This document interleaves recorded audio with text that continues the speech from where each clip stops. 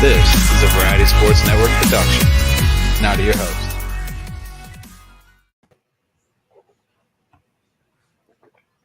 Hello, motherfucker, and welcome to the Home Run Derby. Actually, it's the Anti KROD podcast. I'm your host, Logan, and I got a couple of friends. Oh, look, Josh Pappy Edwards is in the house. We got Jordan from Between the Uprights, and then we got Talking Sports with, or the Corner Booth podcast with us, right? Yep, right. How are you guys doing? All of you? Doing good, all right. How are you? Pretty good. Yeah, good. Jordan is a BSN native. I'm sorry, Tom, and what's your name again? I just met Adam. you 5 seconds ago. Adam. You're good. You're good. Yeah, they've been friends with the network for a while, and so we're glad to have them. How's everybody excited about the Home Run Derby? Or yeah. We all have Pujols to win it, right? I don't think he has the gas for it, honestly. Yeah, right. I don't either, but it's more of a hope. Oh, Yeah. I mean, If he takes out Schwarber, I'll be happy. Am I the only one who wants to see? Am I the only one who wants to see the three-peat? that would be Yeah. I don't mind. I wouldn't mind seeing Alonso win it, but I just I want to see Albert or Julio Rodriguez win it, or Juan Soto, who we'll definitely talk about, I'm sure. Where's he going to end up? I'm tired of talking about Juan Soto. Well, I was talking to Tom, and Tom was saying something about how he thought Boston was going to get him, right? Or No, Boston it was more. fans. I think what it is the talk up here. As soon as he turned that money down, was that what does that mean for Devers? Because he's going to be up at the end of next year, and they want to extend. Well, let me rephrase. The fans want to have them extend him now, and the way that the ownership has kind of shifted gears on how they want to run this team, I don't see them shelling out $400 million. So the fear now up here is that Bogarts opts out at the end. They don't re-sign him. JD Martinez is up at the end of this year. They don't re-sign him. And then Devers is up at the end of next year. And I don't think and the kid's 25. They should give him whatever the fuck he wants, to be honest with you. But I don't think they're going to do that. But it's going to take that kind of money that Soto just turned down. I don't think it's going to take 15 years. You want to throw the kid 10 years at $350 million at 25. Yeah, maybe you eat a couple of years at the end. Who cares? Give him the money, because if you're going to start doing this around here, where Lester, you screwed him. Betts, you traded him. Bogarts, you're going to let walk. Devers, it's like now, as opposed to years back where Boston kept their young guys that they develop, it seems now they keep them until they don't want to pay them. So Devers, this is the market, man. He's going to cost $400 million probably. Are they willing to pay it? They should, but I'm not sure. Now, based on Soto turning down $440 million makes me want to puke. But that's where the Devers thing comes up here, where they're like, well, now what the hell are they going to do with him if he's turning down $440 million? Now, do you think he's turning? Go ahead. Now, do you think he's turning that down because he doesn't want to play there, or does you I just heard they just didn't agree on the number. I heard he wanted somewhere in the range of 520.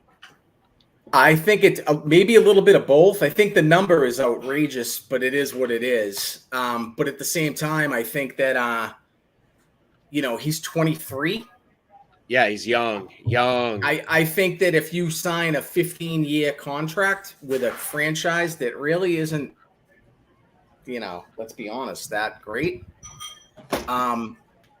regardless of what the World Series a few years back, I think that saying that, I'm going to be here till I'm 38 years old, I think that the contract would probably involve a want of some sort of opt-out. And I'm guessing that the Nationals probably didn't want to include those. which is why the number was so high.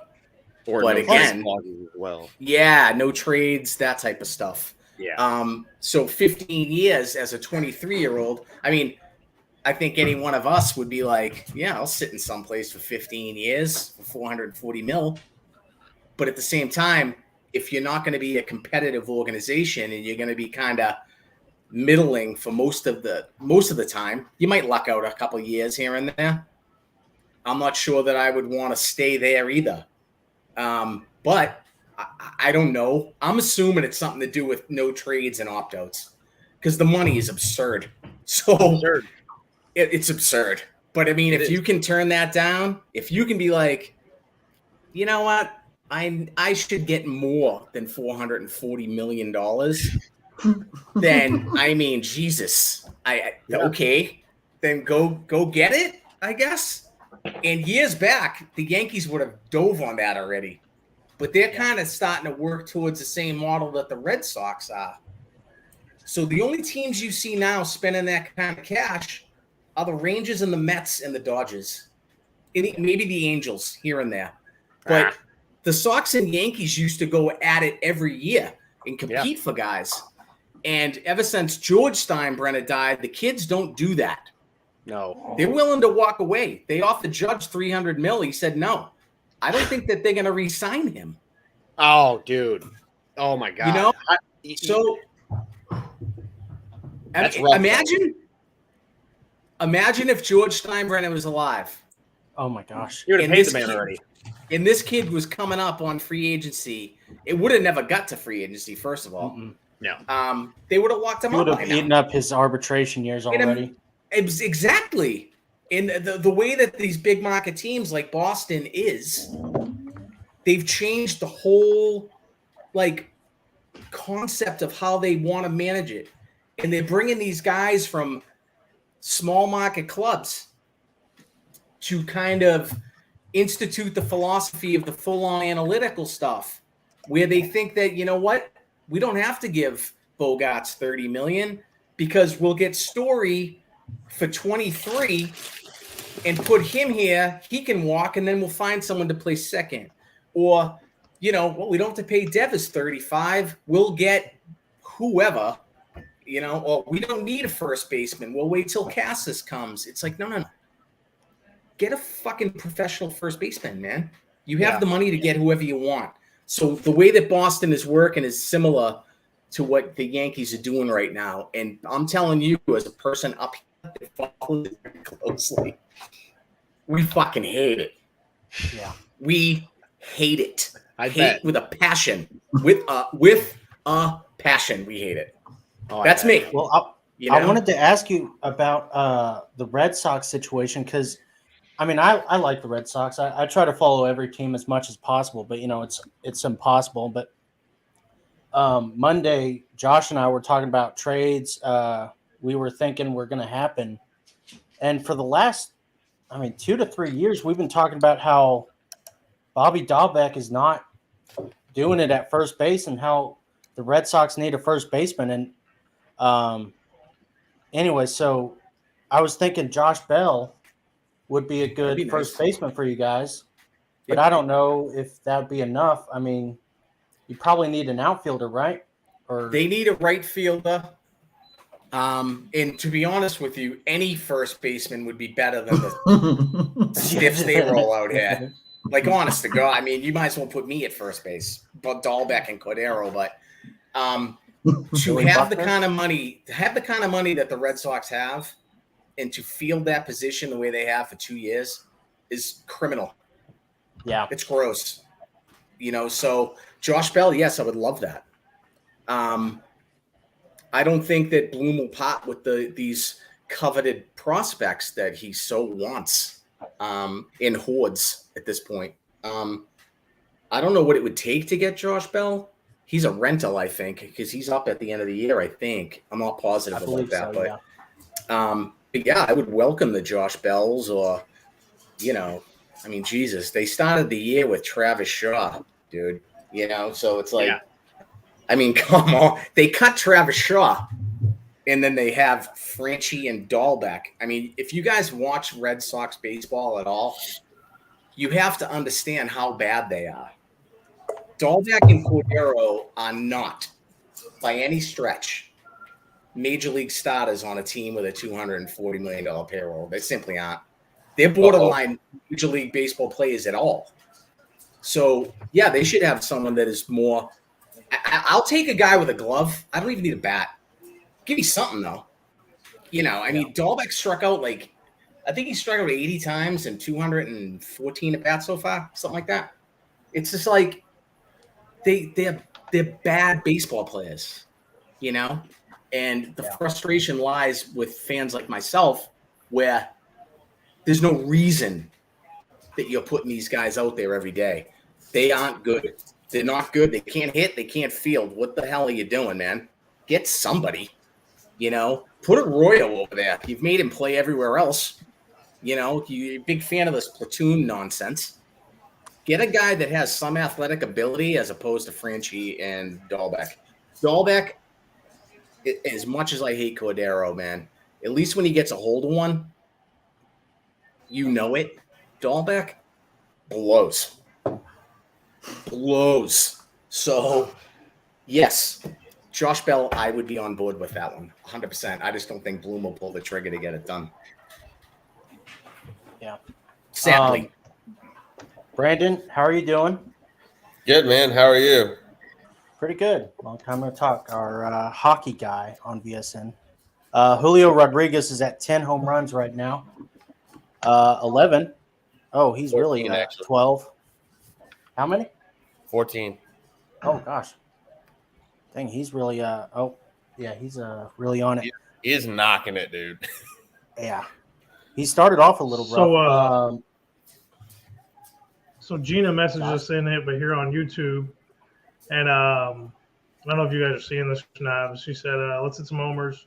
Soto turned down the money. What a world we are living in.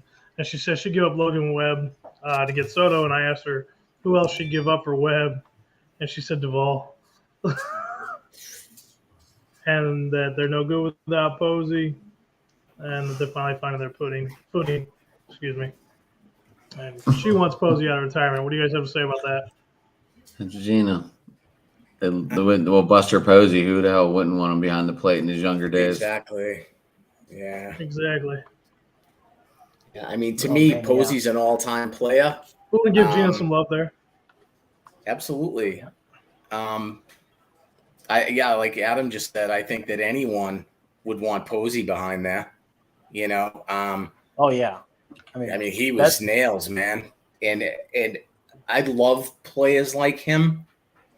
I think that it's almost like the art of being a catcher is gone now. Like they don't have that anymore. It's not like years ago. Gina is biting your head off, saying his younger days, he was still great last year, which is true. He was the best catcher of the 2010s. It's not even close. Don't look at me, Josh. And yeah, I think I would love to have Posey, but sorry, God. Tom, go ahead. Oh no, absolutely no. That's what I was kind of saying. No, I wasn't pissing on Posey at all. I think he's fantastic. He's an MVP. He's a 3-time champ. Gold gloves, hard-nosed player. I love that kind of guy. Anyone would want him. They don't make them like him anymore.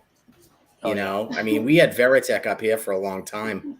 A very solid pro. He wasn't anything close to someone like Buster Posey, So, the Ivan Rodriguez types and that they don't have that anymore.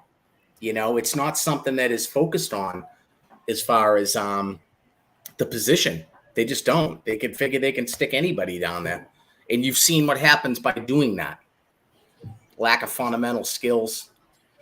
Can't dig out a wild pitch, can't dig out a ball in the dirt, can't cross ups, everything. It's just the game is so different now.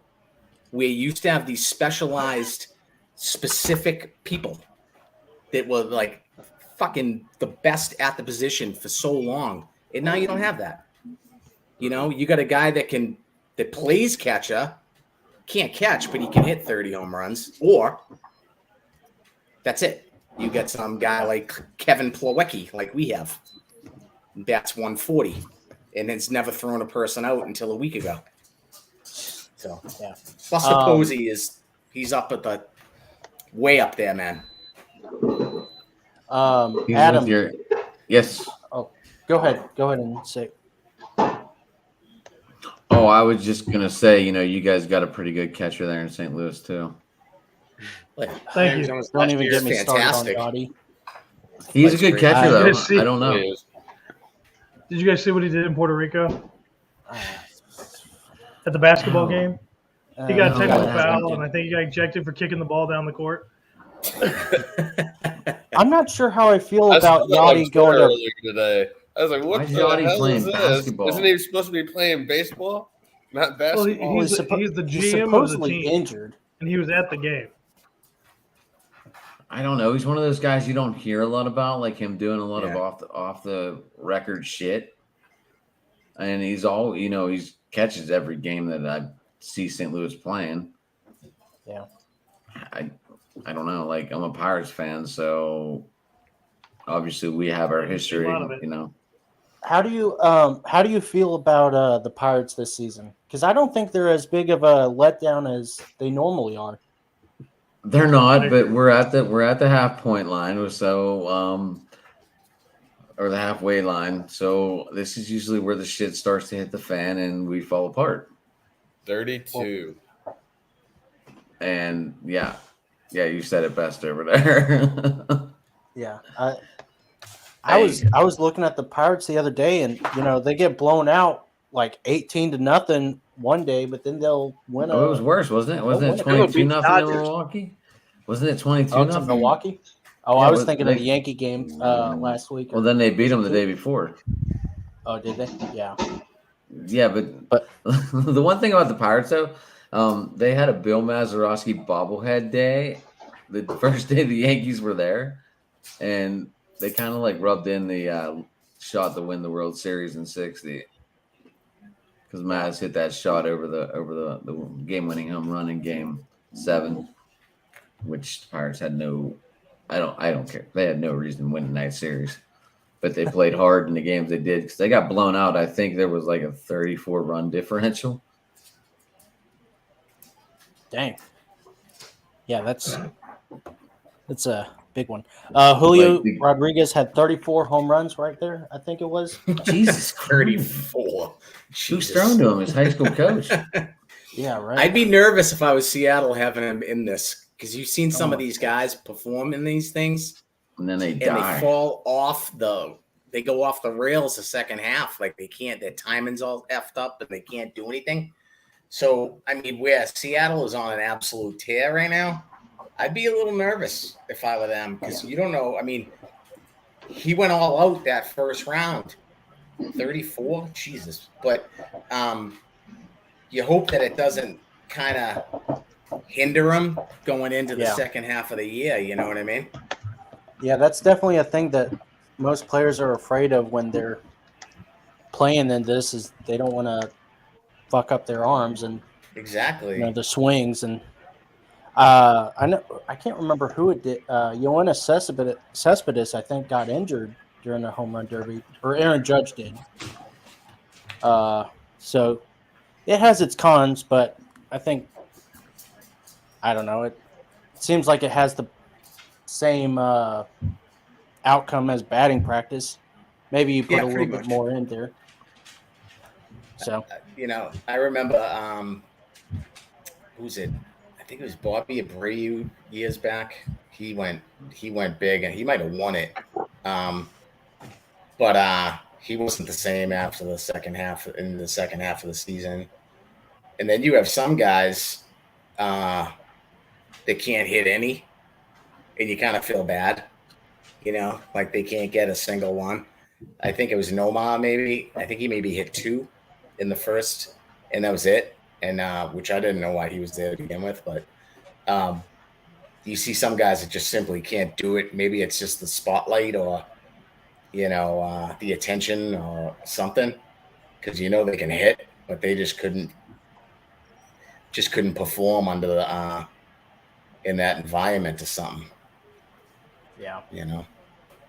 I think the best memory I ever had of a home run derby was when Robinson Cano didn't invite that Royals player, and the All-Star game was at Kauffman Stadium that year, and so when he came up, they booed him, and he ended up not having any home runs that year, or for in the home run derby, and that was so great. I felt like that was karma right there. Yeah, Yeah, couldn't Seager is happen. definitely on the Couldn't roll happen right to a now. better guy. Yeah, right. Oh my gosh. Yeah, Robinson Cano. I don't know what I think about Robinson Cano. I thought he retired 2 years ago, and then he comes up today or a couple months ago, and he's like, "Oh, I never left," and he's got some weird dreadlocks, and I don't know. He just does not look good. Hasn't been. Yeah. I guess you're not very good whenever you're not using steroids every 5 minutes, but That tends to happen. yeah. The body goes hayward. The body goes, "Oh, you're not gonna juice me up anymore. Now I got to do this shit on my own."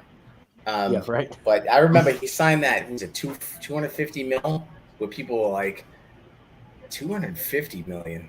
That's outrageous. And it was like he was one of the first guys I think that signed with like Jay-Z or something. Was his new entertainment agency or whatever Christ it was. But 250 million, and people were like, "Who the hell's signing someone for 250 million?" And now you have guys turning down contracts for 200 million more than that. That's like that was 9 years ago. It's just like it's insane. It's insane. But I've been seeing people who are like still, on the fence about getting Soto because he wants a $500 million contract. But I mean, if you think about it, the $440 million over 15 million, that's 29 million a year. Yeah, they're just stretching it out. That's only 4 more than what Albert got 10 years ago, and Albert was 34 years old when he got that contract. And 32, but Juan Soto being 23, and by the time he's up, he's finally going to be 38 years old. That seems like a steal for me. And in 10 years, we're going to be looking at 29 million, 34 million, 36 million as, that's nothing now. I think that's my perspective. Remember a couple of years back, I think it was it Tatis signed for 13 years. Bryce Harper signed for 13 years, and it was like there was never growing up that I watched baseball where the terms were that long. You'd be shocked to see someone sign for 8. And now they go into these kids at the 23, 24 and trying to get them for 13 years. And it's just like, it's so different from when I was growing up watching baseball. 'Cause I remember when Griffey in the 90s, and I'm like, why don't they just offer Griffey 10 for $100 million? And people like 10 million a year. What are you, out of your mind? But it's like, and now it's like Ken Griffey Jr. played under $100 million. And it's like thinking of what these kids are getting now. And I understand times have changed in a very drastic way, but it's insanity. It is. It's insane. I was even kind of thinking that, even going through and what I'm seeing in hockey these days now too, is like guys are getting Giardo or not, Johnny Hockey. He just got close to $9 million per year, and never seen that in hockey coming up. But it's crazy how much more money guys are getting these days, and all around sports. Yeah, and football. Look at Patrick Mahomes, a $500 million contract. Insane. And the Patriots couldn't keep Brady at 2 and 50. Yeah. Right. Yeah, and- Like, And Who was Brady that has a NBA contract. player? And Brady has a contract waiting for him at ESPN, a 10-year contract on top of that. Yeah, He's like done what, playing 365, 365 yeah, million or something? 365 million. That's For a crazy. desk job. Come Yeah. on. But it is Yeah. the GOAT. I mean, come on. Yeah. I mean, it is. Yeah. But hey, fellas, you guys have a good rest of the show. I do have to get out of here. Wife's not home, so I got to get some projects done, if you know what I mean. So Yeah, short honey-do list, Yeah, buddy. honeydew list. Yeah, Gotta get that's that right. done. That's right. Give us Thanks your for close closing back remarks, on. Jordan. We'll get Yes, it sir. done and pop back in, Oh buddy. yeah. Oh yeah, okay, Hey, yeah, I might do that. Cool. Hey Jordan, Yes. talk about your show real quick before you go. Between the Yeah. uprights, NFL edition. I just dropped a series starting actually yesterday. It just dropped this morning at 9:00. I am basically covering all the divisions leading up into this NFL season.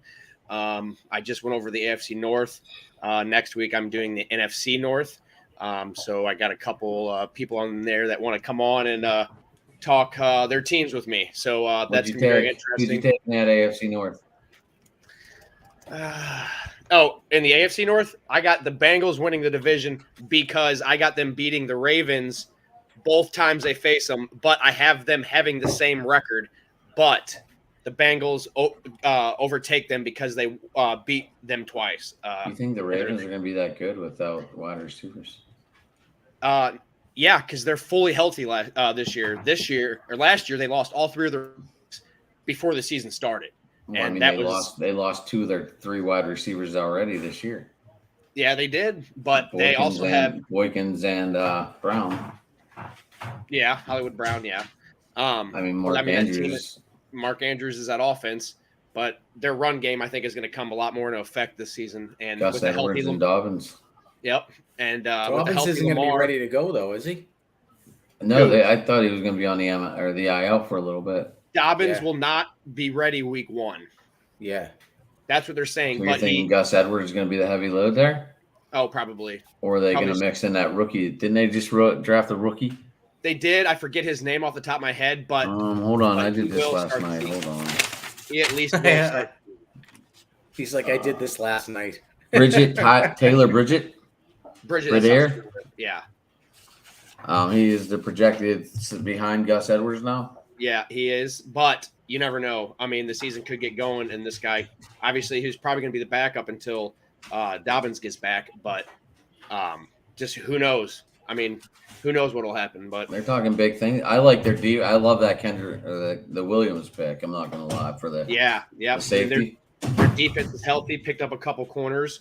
Marcus Peters as well.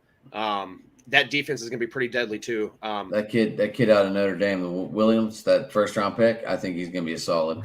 Yeah, I think he is going to too. I think he's going to be an Ed Reed ball hawk type of guy. Man, yeah, hard hitting. Fremont, And this is hard for me to talk about the Ravens. Yeah, I know. Pittsburgh, yeah, I know. But thanks for having me on. Tune into the Uprights, and thanks. And I might pop on here in a little bit. Thanks for letting me plug it in, and you guys enjoy the rest of the show. All right, Jordan. Yeah, have a see you, good Jordan, one. man. All right, guys, take care. Hey, Jordan. See ya. So I Tom, I wanted to ask you, do you see Bogarts being moved at the deadline, or? I don't think they have the nerve to do that. They're only 2 games out.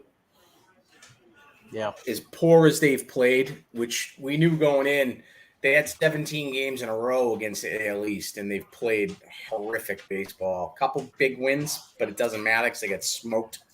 You know, they win one in a good fashion, and then they get their ass kicked the rest of the series, or, you know, every other very Jekyll and Hyde behavior. I can't imagine, unless they are like, I think they have like 8 games in between the All-Star break and the trade deadline. I think they'd almost have to go 0 for 8 to actually consider moving him. But I will say this much as someone, I'll speak for myself on this. I will be fucking pissed if they move on, if they trade him away. I will be pissed. I've been pissed since they signed Story. I've been like I talk about this on the radio 3 or 4 times a fucking week at this point. I don't want to see the guy go anywhere.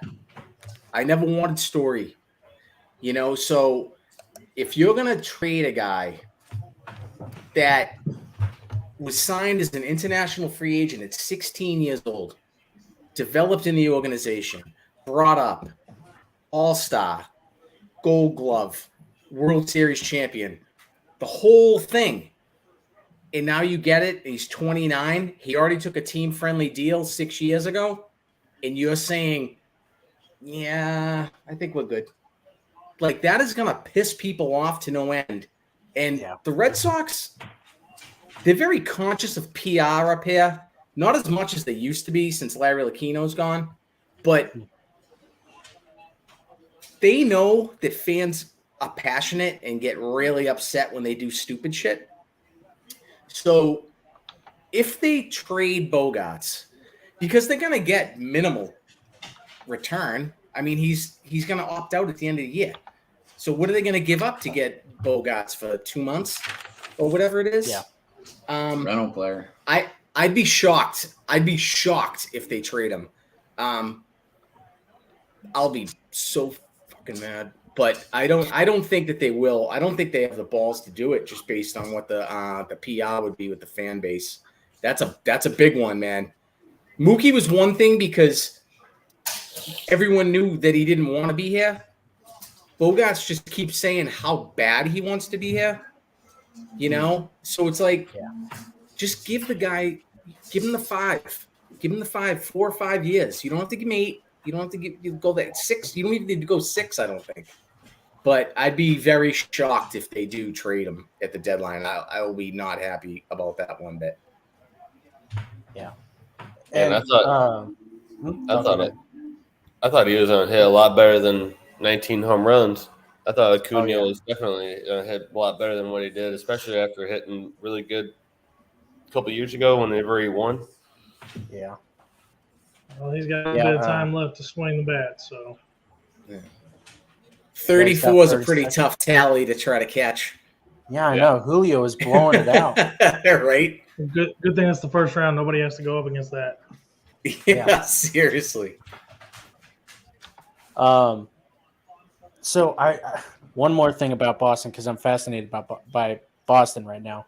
At the beginning of the year, I heard when they signed Story, I think it was the GM. He said that they signed Story because they thought the fans were gonna have a riot. Yes. Is that true? Yes. Okay. Yeah. And it was. Hold on.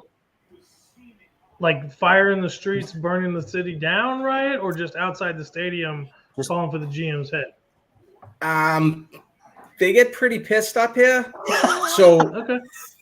I will say that it was kind of like, I think the feeling of when they signed Story was like, we really have to do something because people are getting restless. And in my opinion, that move wasn't the one to make. So it was weird. It's very odd. Move. Just the whole thing is odd. And I get people misunderstand what I say when I talk about this. I don't have a problem with Trevor Story. He's a good player. Sure. If you want to keep him here to play second base, great. I don't want him to be here as a replacement for Bogaerts was my problem. And then I have to get, the defensive metric analytical people, which I don't follow, and I'm a little older than some. I don't buy that, because I'm more of the mind of his range is fantastic. He's a very good defensive player. Bogaerts has never been a guy to me where I go, well, you got to upgrade defense at short. Like he gets to everything. He doesn't throw the ball away. He doesn't make a lot of errors at the position. He gets to the balls he should get to. Is it flashy? Not necessarily. Have I seen him win games based on his defense? Yes. So if you want to keep Story here and keep him at second base and re-sign Bogaerts, I'm all in, man. But that's not the plan. The plan is that he came here for 1 year to play second base to take over for Bogarts at short. That's where the issue lies with the majority of Sox fans that I know. Majority of the friends that I have, they're like, I don't get it. People are scared from the Colorado Rockies thing, going back to Dante Bichette. So those numbers are fabricated. What's not fabricated is that he batted like 232 last year. He's batting 220 this year, and now he's hurt. And that was the concern with that signing. If they wanted Trevor Story at 23 mil, so be it, but not to replace anyone on the current roster. I don't understand that move, and I never will. The nerds get mad at me, but I don't get it. I never will get it. He's got power. He can't hit anything low and outside. That's been proven. He can't hit anything thrown 95 or up. That's been proven. You chuck him a meatball, he's going to crush it. And he has. And he goes in this stretch. Like he was on this 9-game tear. I think he had 7 home runs in 9 games or something like that. Yeah. So people like, well, he leads the team in home runs. Yeah, but, he's batting 220, man. And he struck out over 100 times already. He leads the league in strikeouts. That's an issue. And the new age baseball fans, the analytical crowd, doesn't care about strikeouts. They don't care about batting average. They care about home runs. I have to say I'm not really I don't like batting average. I actually made a show a couple of weeks ago talking about analytics and but I don't know where I'm at with strikeouts because I realized, strikeouts are not the worst kind of outs you can get that can happen. But yeah, it's not good whenever he strikes out a lot. Like, no matter what, striking out a lot is not a good thing. It's the true outcomes thing that they focus on now, which is it's maddening to me. I don't get it. The art of hitting is gone. When you got guys like you got more than 3 or 4 people in the lineup, they're gonna finish almost 200 strikeouts in one season, right? That's gross. So when I was a kid, there was these guys throughout the league that were kind of sprinkled in, and it was they'd bat 220, they'd hit 30 home runs, and they'd strike out 200 times. And it was the Dave Kingmans and the Pete Incaviglia and Rob Dia and all these guys. And now every team has like 3 or 4 of them in the lineup, like Joey Gallo for the Yankees. Oh God, he's an embarrassment of a Major League Baseball player. Yeah. Honestly, he's got 160, I think. 160. Yeah, he's got terrible numbers. Yeah, 160. Like, dude. Yeah, 160. He'd be batting cleanup on the Pirates, buddy. Right. It is just like I don't get it, man. I don't. When you're Joey Gallo and playing in Yankees Stadium, which is arguably the easiest. I mean, I don't think it's arguably. I think it's without a doubt the easiest field, ballpark to hit in a left field when you're a left fielder or left-handed hitter. It's really hard to not get at least, 40 home runs a year, it seems like, especially if you're Joey Gallo. And he's managing. You got guys like Stanton and Judge that can hit it out of anywhere. But then you got guys like Gleyber Torres or, even LeMahieu or these guys. They're not known for power, Yeah. But in that park, top flies go out. Yeah. So Joey Gallo, 160. It blows my mind. But, I saw the other night people were talking about DFA Gallo. But then he hit a home run off the Sox bullpen because who doesn't? And they're like, oh, Joey Gallo, this and that. I'm like, Joey Gallo sucks. Like, he's what's wrong with baseball right now. Bobby Dahlbeck, Joey Gallo, that type of baseball player is an issue with the league right now, in my opinion. It's awful. Yeah. So Adam, so the Pirates, do you, so first of all, you live in Pittsburgh, I'm assuming, right? I grew up in Pittsburgh, but now I live in Weirton, which is only 40 minutes out of Pittsburgh. I mean, I'm literally 5 miles from the state line, and then I just got to go up one highway and hit another highway, and I'm there, like 40 minutes tops. But I grew up in Pittsburgh, so I mean, I grew up a Pirates fan, Steeler fan, Penguin fan my whole life. Is PNC as beautiful as everyone says it is? You haven't been here yet? No, I haven't. No, it looks gorgeous on TV. You need to make that journey. It's a good park to go to. There's always a strong St. Louis fan base there too. I mean, because it's easy to get tickets, obviously. Yeah. Yes, it is probably. It is my number one park that I've been to. And that's a homer. I've been to Fenway. I've been to Fenway. I think Fenway is number two, but a visiting park, it's number one. Fenway, there's just something special when you walk through that door. I mean, you feel it like you're just in Fenway Park. You know the monsters there. And, Fenway was fun. I've been to Yankee Stadium. I liked Yankee Stadium, but it was nothing as far as Fenway. Wrigley, you guys do the road trip? So I live in Texas, and I don't. I'm not able to make it to the central part but I mean it's on the bucket list. I've made it to Camden Yards, and I mean I love Busch Stadium, but Camden Yards is actually a really underrated field in my opinion. I love Camden Yards. That was a nice place. Yeah, what really part of nice. Texas are you in? I'm about an hour south of Fort Worth. So have you gone up to Globe Life and Arlington? Yeah, I just went last AT&T? week. Yeah. I went up there last week, and it's a nice ballpark. I mean, it's really cool. It's weird though because they outside they have a couple of Rangers buildings, and they call it Rangers Texas Live, and it's basically a carbon copy of Cardinal Nation Ballpark Village. And so like that's kind St. of Louis funny. has. Yeah. The Village. Isn't that the big thing Yeah. you guys have up there in St. Louis? The Village? Yeah. Yeah. And so it just made me laugh because I thought it was so funny that they were stealing it from them. I did get to go to the Jerry Dome. Yeah. That place is phenomenal. There's nothing wrong with that place.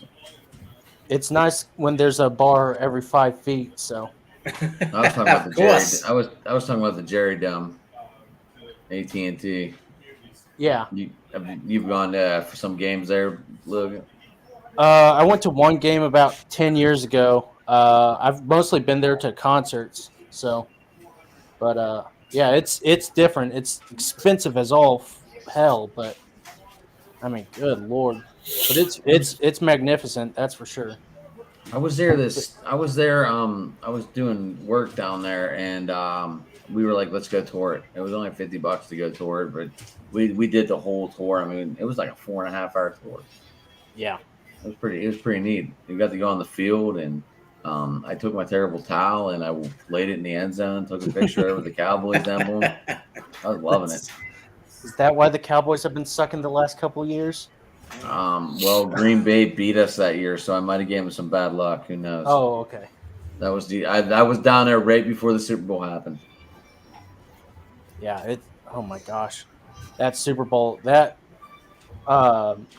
After that Super Bowl, there were so many lawsuits that happened because I guess Jerry sold more tickets than he had seats. Well, it holds 110? Yeah, Something and like that. apparently, and so people were suing him, saying that their seats were taken by other people, and there was a whole big thing about it, and it was that was a weird thing. Well, remember they also put what? Remember the first Super Bowl when Green Bay played Pittsburgh and Pittsburgh played like shit and Mendenhall said he didn't fumble the ball. The ball dropped away. Anyone catch that like recently, or was that only a Pittsburgh thing? That was recent. It must have been Pittsburgh. Yeah, the ball got away from him. He didn't fumble it. Oh, is that different? I don't guess know. so. Like it's hard for me to watch the Cowboys because it's just, I mean, it's just disappointing. And I was never really a Cowboys fan to begin with. I was more of a Rams fan, and then they left me, and so I was like, well, fuck it. I don't care about football anymore. I like Tom Brady though, and I'll root for Tom Brady. That's Okay. Yeah. I was a Dallas fan when I was a kid because I loved Tony Dorsett, and then I loved Herschel Walker. He's like my all-time favorite player besides Bo Jackson. But so yeah, I liked Dallas when I was younger. The Pats were really bad growing up here, you know.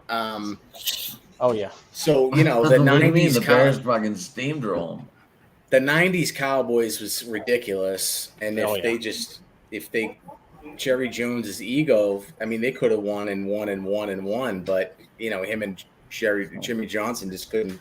That wasn't good. They couldn't coexist. So, you know, up here, the diehard Pats fans, which I wasn't growing up, you know, they'll talk about Steve Grogan and Steve Nelson and John Hanna and all these guys. The real Pats fandom came when Brady took over for Bledsoe. There was a lot of people out here that didn't like Bledsoe. There was some that were all Bledsoe, and they hated the fact that Brady was getting a shot. But, you know, when Brady took over, I mean, there's not much to bitch about, you know. Yeah, right? A lot of people are pissed that he left, which I think I'm pissed he left too. I love the fact he won the first year away, you know. Like, fuck you. I'll show you. You know, Gina's turning this into like last night whenever Chris was breaking in because we had a Seattle guy on. Gina was on our show last night, and Giants and Mariners were on, and Chris is an Angels fan and would just start talking all this shit on the outside. I mean, I know that a lot of people nationwide hate Tom Brady. Hate him. Yeah. I liked him when he got traded because I didn't have to face him anymore. But the winning, I mean, that happens everywhere. You know what I mean? It's like you get sick of the same people winning every year. Like that's why up here people hated the fucking Yankees every year. You know, I didn't mind watching. I didn't mind watching Tampa win because it wasn't New England. Right. And eventually you just say, I want to see 7 rings. You know, I just want to see it. And then a lot of people like, well, I don't want Tampa to win either because I hate Brady. You know, and now where for 20 years you didn't hear he didn't do a lot of endorsements and stuff. He was just kind of like, we used to mock Peyton Manning up here because he'd be like, yeah, he gets all the endorsements, but he doesn't win. At least Brady wins. And now Brady, you can't do anything without him having something new, a documentary or a fucking docu-series or a new product or this and that. And I love the guy. Trust me. But he kind of sucks at it. He comes off as wicked fucking fake. You know? Like he's and this is going to sound kind of odd. He's like I'm super white. He is like he's so vanilla. Like it looks awkward when he tries to sound cool, you know? And people up here don't necessarily like the fact that now he's all over the place because they can't get away from it. I personally, I don't really give a shit. I think the league is better if he's playing. When you have a guy like that in the league, it's better. You're never going to see a competitor like him ever again. So I tell people, like, listen, man, the Patriots should have signed him. They did.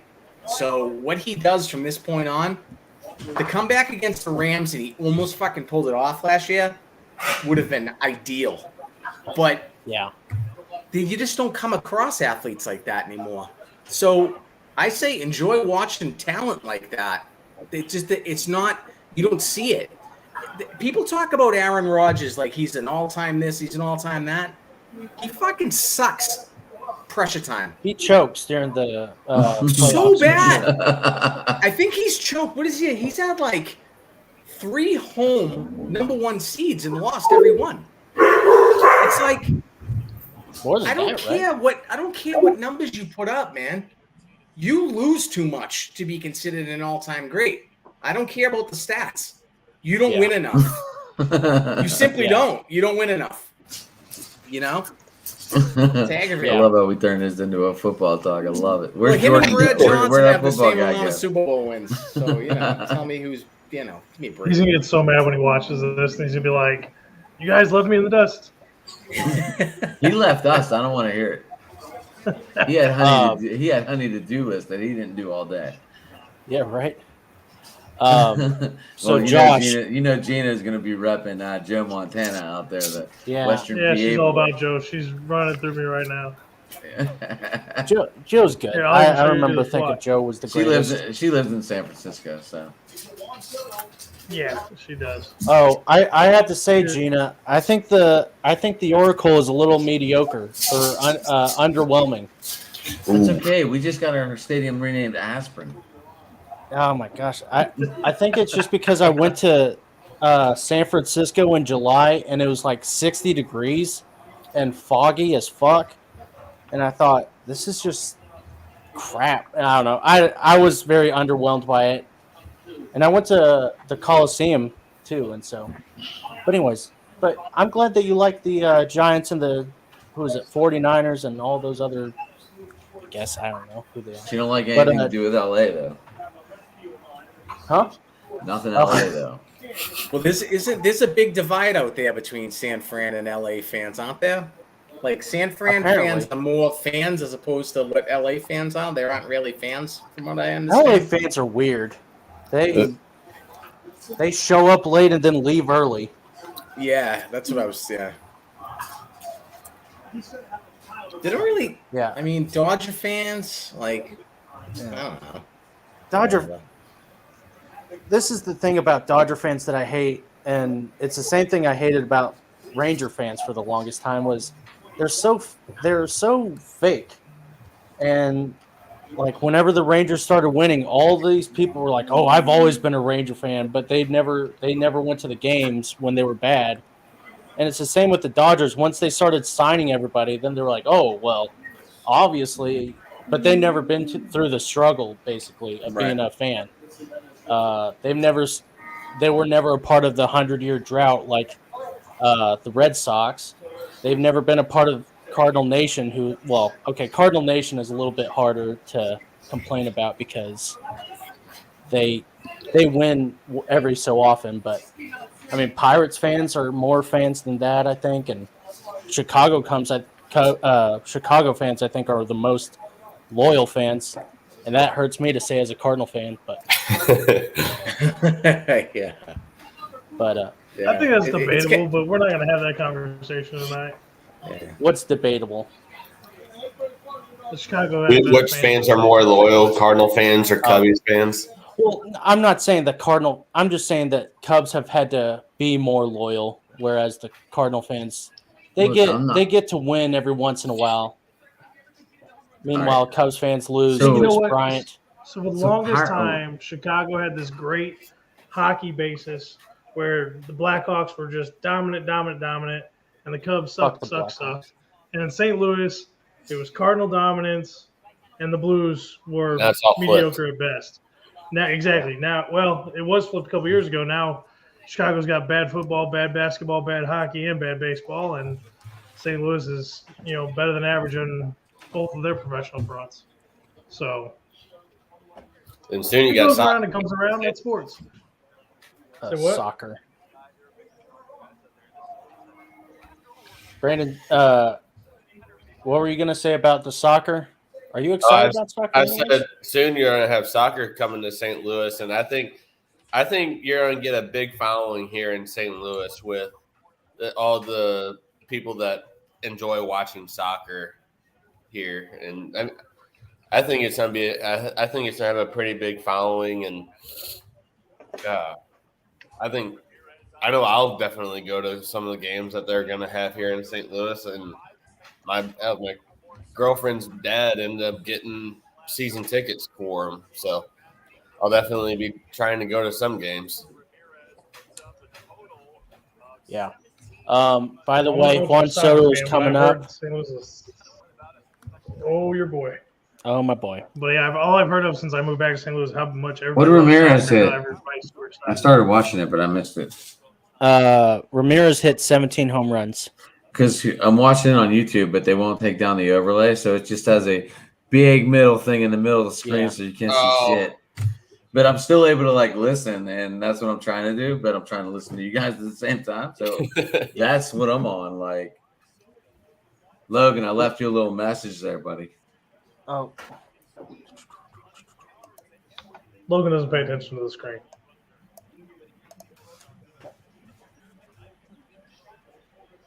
Okay. Yeah. I wonder if So he, let's talk hockey for a minute is because we've been covering baseball and football. Right, we so need Brandon, Jordan back in here to what's your bring the insight on 7-7, Kachuk? right? Yeah, right. What's up, Josh? Does Jordan run What's your by insider on himself, what's happening or with Kachuk? Kachuk? I couldn't tell you what's going on with Kachuk.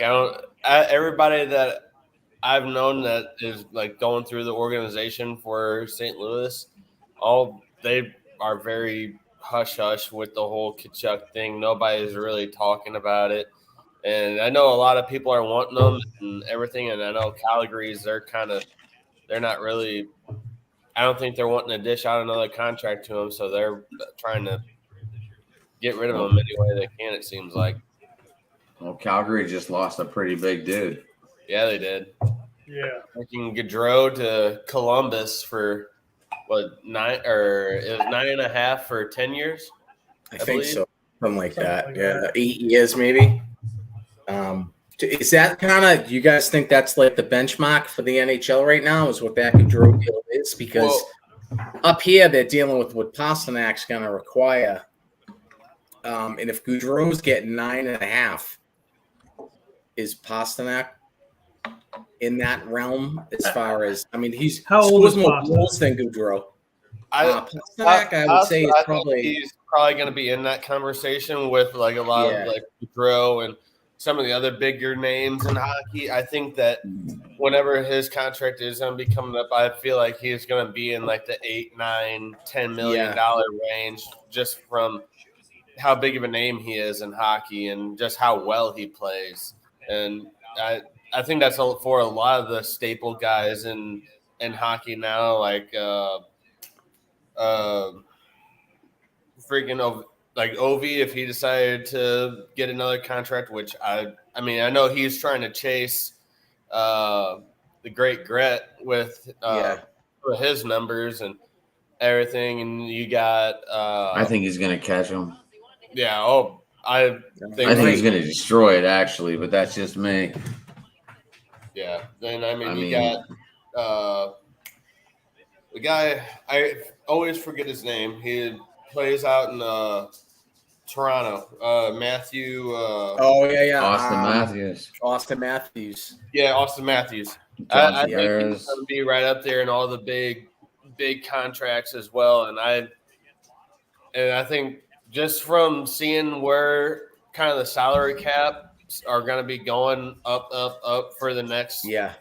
This year is going to be really low, as everybody can see, and everybody's dishing out all their players. But the next couple of years, whenever the salary cap is going to be increased by a significant amount, you're going to start seeing those big contracts up towards $10 million per year for players.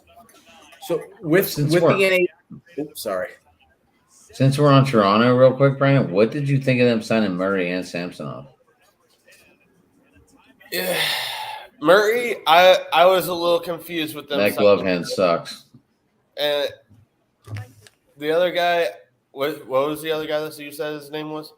Samsonov. Samsung. I never have really watched a whole lot of his play. I couldn't really tell you much about Samsung, but Murray, I thought that was odd move for Toronto to go into. I was not expecting them to go after Murray. He's been good for a number of years, but I thought he kind of fell off there for a while, which is kind of confusing me why Toronto would go after Murray. Two times Cup winner, but that glove hand sucks. So. Yeah, he's like Swiss cheese. Struggles a lot with. It's bad. Like you wanted to beat us. Like every time there was a shot to the right hand side, or left hand side, we're all like. I mean, it's the same way with Bennington and St. Louis right now. It seems like everybody's figured out he's got a horrible glove hand. He did until the playoffs, man. He came in the playoffs and he looked good. Oh yeah. Hopefully he got it fixed so we can go on a run next year. Yeah. What did you guys do in this offseason? What, St. Louis? Signed Grice. Why? I mean, everyone said that was a horrible signing. I didn't understand it. I didn't understand the Akari deal, and then the deal that happened just 2 days ago that we picked up another guy from LA. I don't know what Armstrong is thinking making these moves, but and a lot of people that I've known that have kind of been talking a lot, they think that Armstrong's kind of picking out these deals like lower. Oh my gosh! Like sorry, Soto is just kicking ass right now. He's just going to be using them as to somewhat grounds up for better trade in a way, but I don't know if that's going to actually happen or not. Some people say it's for Kachuk, but what I'm hearing a lot that I don't know if you listen to all the same sources I do out here, but I'm hearing they're laying the groundwork to get Kachuk next offseason. So they're trying to have stuff they can unload and open up space for it. Plus, they got to re-sign Kyrou and O'Reilly. Yep. So that's what I'm hearing about it. I don't like a lot of the moves like how do you say his name? Frock? FRK from LA, who's who you were talking about. Frock. I understand that one. I didn't have a problem as much with the Achari deal. I think he's a fourth line center. He'll be okay for a depth piece. Yeah, I can see that, but I mean, with Torpachenko being out, we're going to need a little bit of help. Yeah, and Ajari's not ready down the board. Akari kind of having game time until Torpachenko comes back, but when Torpachenko comes back, I almost feel like it's going to be a toss-up between him and Akari if that's where they ended up putting Akari. But he'll be back right before the trade deadline, so it opens up room for trading. So yeah, I mean that I could see that being groundwork for something, but I mean whenever you like how you're saying that groundwork for next off season, a lot of the guys that they picked up this season like Frock, Grease, Akari, I believe they only picked them up for 1-year deals, so I don't see how they could really be groundwork pieces for trade unless they're doing something right at the deadline, but then they're just pretty much rental players. Yeah, I trust Army, though. I mean, he's made, one bad move in the last decade? I trust what he's going to do. I don't like the Perron's gone, but he was a salary cap victim. Yeah, we needed the defense. I don't know if you saw this or not with Perron, too, that apparently I know everybody was saying that they made him a deal like that was lowballed and everything, but like a week or so after the whole thing is like saying somebody came out and told me that they never ended up having any kind of contract talks or anything with Perron, that they were pretty much letting them walk. Yeah, he never got a formal offer. And he said it wasn't even about money, which I'm assuming they thought it was going to be about money. So they didn't make that formal offer because they didn't think they could meet what he was going to want. So Pujols is getting a standing ovation. Which he should. He's getting a standing ovation right now. He does deserve it. He is the oldest player to ever compete in the home run derby. He deserves a standing ovation everywhere. I mean, I used to work at PNC Park and watch this guy fucking tee off like it was nothing. He's up there in age. 42, right? Yeah. Yeah, that's what his birth certificate says, but it's kind of like that scene from Bench Warmers. Logan, you mean that 19-year-old that pitched in the where he's like 22 Series? years old and he's like, I'm actually 12 years old. Daniel Monte. Oh. How many do you that was think the kid from New York? For Schwarber to lose? Albert's going to have to get at least 19, I think. No, he ain't gonna get that many. Well, there's one. Well, There's and two, I I think. don't know Oh. if you saw this or not, Josh, but Kachuk's going to arbitration. Yeah, Calgary initiated the arbitration actually. Gina said Okay, Poulos total better elected. step up his game. Yeah, she's talking trash to me. The Penguins made 3 big trades. I mean, they ended up getting 3 first-rounders out of their trades. Tyler Smith, I'm really looking forward to out of New Jersey. I know we had 9 defensemen, so we had to move 3 of them, and they moved them for former first-round picks. So hopefully they pan out, and they were all forward. So we'll see what happens. Were you happy that Malkin signed back? I was happy they brought back all 3. Yes, I know that's a big debate nowadays, but I was happy to see them all brought back. Adam, I didn't get to see who the Pirates got in the draft yesterday. Did you have time to pay attention to that, or? I saw we picked another shortstop, even though they're talking about putting him at second now. He was the 4th-round pick. He was projected to go 4th, so we actually took a pick where it was supposed to go, which surprised me. O'Neal Cruz looks to be our future right now, man. That kid's on fire. That arm is unbelievable. It's short. He threw a 98-mile-an-hour ball fastball. Yeah, 4. Like he threw that 98-mile-an-hour throw from short to first, and everyone was just like, "What?" So, but they did pick a shortstop in the 4th spot today or yesterday, and they're talking about putting him at second already. So I guess they're looking at Cruz being the answer for a while. That was all I got. I don't even know his name though. Yeah, sorry. I didn't. Yeah, all I know about is our number 1 guy was a pitcher from Oregon State, and he has a really nasty slider, and that's about it. He had the most strikeouts in D1 last year. At least they drafted college kids, unlike the Red Sox did. Yeah, who did your Red Sox get? Oh my gosh, Albert is on it now. 1st and 2nd round, they went high school shortstops. And then they went high school outfielder.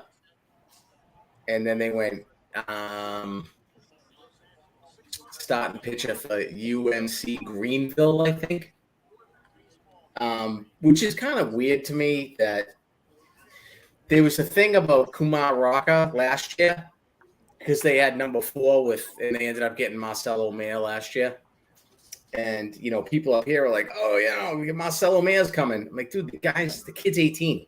Like, he's not coming now. So, whatever. But yeah, so they drafted 2 more high school shortstops, and I don't know if it's just a Bloom philosophy of just stockpiling like little middle infielders from high school. It seems to be that. I know that they drafted Nick York. He was projected to go 3rd round a couple of years back. They picked him in the 1st. Then they drafted Blaze Jordan in the 3rd because they thought he might go higher, but it was debating if he was going to Mississippi State or not. So it was like, all right, so they jumped on the kid, Nick York, who's a second baseman, early, so they could pay less to him. So they didn't pay him the slotted value for his position. But then they drafted Jordan in the 3rd, and they paid more for his slotted position to make sure he didn't go to Mississippi State. And I have a hard time with figuring out, like, why do you keep drafting all these infielders? Where's the pitching? Like, draft pitching, dude. And there hasn't been a good. Let me interrupt you real quick. So I don't know if you guys are watching, but Albert is getting crowded by all these guys, and this is so cool to see. I mean, just how much of an impact he had. Machado, Soto, all these guys are just hounding him right now, and that's pretty cool. I just want to let you know, it says my computer's going to restart in 5 minutes, but I'll log in on my phone until this thing reboots. So I'm just letting you know. Okay. I don't know why. I thought I said it. I thought I said it to reboot it like 2 a.m, but I don't know what the hell is going on. So I'm just letting you all know that if I get booted, I will reboot get back on real quick. Oh, I didn't realize you got the bonus. Yeah, he was able to get over 440 feet. So that's good because I was afraid he wasn't going to get it. It didn't look like he got it, but I guess he did with the last. This is the best I could find. Oh, Can he crank 5 more in 30 seconds? That's the question. Well, he's still Schwarber just doesn't have to beat him, right? Yeah. Oh, yeah, Schwarber could just choke. It's a little weird though because it's obvious he's not accustomed to the new rules. He's taken his time on some of it. He was positioning himself and so that's just being older, dude. It takes some more time. I guess so. He needs a real handicap, like a 30 extra seconds, just so he can get in the box. Yeah, get his walker up there. Yeah, right. A 50-year-old man playing in the home run derby. His pitcher isn't very good. 13. 13. No, his pitcher was horrible. I don't know who was pitching to him. I don't know. I don't think Schwarber's going to do it, but it would be cool if Schwarber just took the L on this. That would be. I will tell you right now. I would give him props for that. I think. Oh yeah. If Schwarber, but I mean, as a competitor, Pujols would be like bat. Yeah. Pujols if Schwarber wins this, I mean, people up here are already pissed that they let him go too. Oh man. You know, if he wins this. It's like sweet poetic justice to see guys do well when they get totally effed by the Red Sox. So, yeah, right. Oh my God, that is so crazy. Just watch him go back through all the scenes of like all the guys crowding around him. That's pretty. He's just such a respect. He's such a respectable dude. You know, like everyone loves him. I mean, just one of the greatest players whenever he was with St. Louis. And obviously with the Angels, he had a couple of really good years. But, I mean, good Lord. It's just really cool I'm getting emotional now, and I hated Pujols for about 5 years. So you still talk trash about him all the time. Don't listen to him, guys. He talks trash all the time about AP. Listen, I have to be honest. That's what I am. Not when we're doing the Cardinals show. See, Josh, don't start an argument with me right now. I'm already unhinged. Why? I would have people to back me up for once. I'm not going to get beat over the head with a baseball bat. I thought whenever I brought up Yachty, that was going to start an argument, but okay. I don't know if you guys know this. Yachty in his prime versus Buster in his prime. I take Yachty all day long. Oh gosh, don't even start with me. Yes. Would you really? Yachty all day. Yachty all day. Yachty's prime versus Buster's prime, I would take Yachty, yes. Buster in 2010 versus Yachty in 2010, I take Buster. Okay. Yachty is a better defensive catcher, yes. But better no, he is supremely. Dude, if Yachty's playing the Pirates, I'm taking Yachty all day long. Yeah. But Buster offensively, I mean, he was on another level, and I agree with you. Think so. You take if I could make the perfect catcher, it's Buster at the plate, and it's Yachty behind the plate. You put those two together, and you got the best catcher ever. Yeah, you have Johnny Bench. That's a pretty good one. Yeah, they'd be better than Bench. Maybe. I don't know. Yachty never cared much about the offensive for the while, and then when Albert left, he did start caring about offense, and he was very helpful. Like 2012 to 2016, he was unbelievable. But I don't know. I don't know. I go both ways on Yachty sometimes. The last couple years, I wish he had just retired. Well, it No, sounds I think like he's this a is fan. going I to be. think he's a Sounds fantastic like player. this is going to be his last year. Hopefully. He said that back in 2019 was when his contract was up. And then he was Yeah, like, but oh, that's I'll Wayno- stick around. Wayno talked to him in the I think he stands. was waiting to hear what Wayno was going to do, though. Yeah. Well, he's kind of Is screwed. Schwarber choking right now? He's got I think he 7. might be doing it on purpose. I don't think Yeah, he is. he I think doesn't he's wanna getting He didn't show look up. so disappointed. No. Has he Oh, gotten there's one. 440 yet? No, only one. He's on pace for 12. Okay, now he's on There you pace go. for 14. Now he's on pace for 13. Oh my gosh, that would be Oh. awesome. This would be Dude, hilarious. they give you timeouts now. Yeah, you That's get one one thing I timeout, I never think, right? understood. Whenever the first guy up, Ramirez, when he took a timeout, I'm going, what the hell is this? I've never seen this in the home run derby. You Well, get you what do ne- you get a 30-second timeout? Well, you didn't have to rest the before arm. because of there was like 10 outs, right?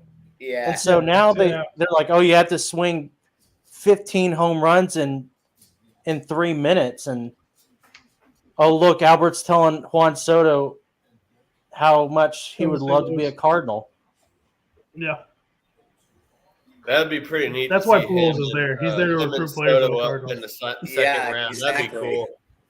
He's like, oh, hey, Trey Turner, Juan Soto, you Logan's telling you guys, his come dream on. right now.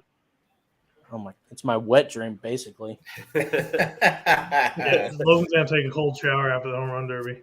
Yeah, Brandon, our CEO, he was telling me we were talking about potentially getting Soto in our chat, and I mean, I love Juan Soto and I love Trey Turner almost in the creepiest way as possible, and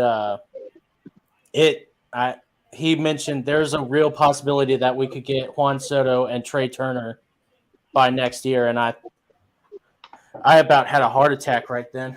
I mean, even talking about it, I love the idea of getting both of them on the Cardinals. That would I think that would put the Dodgers to shame right there. I'm up for anything with that puts the Dodgers to shame. Yeah. You know? Right now, I'm up just for content that they lose every year in the NLCS and DS. That's all I can hope for. Yeah. Schwarber, gosh. he looks like he's struggling at the moment. He is. He's, He does. I don't think he's got the 30 extra seconds yet. He does. He's Okay, he just got it. He There did. it is. Yeah, so he's gonna get. He Okay. should win now. So how many does he got? He's got 10 He's right And, now. got 9. He's on at 30 Is he wrong? seconds. That's all Pujols was No, on too. his time just ran out. He's got 30 seconds to get 4 home runs.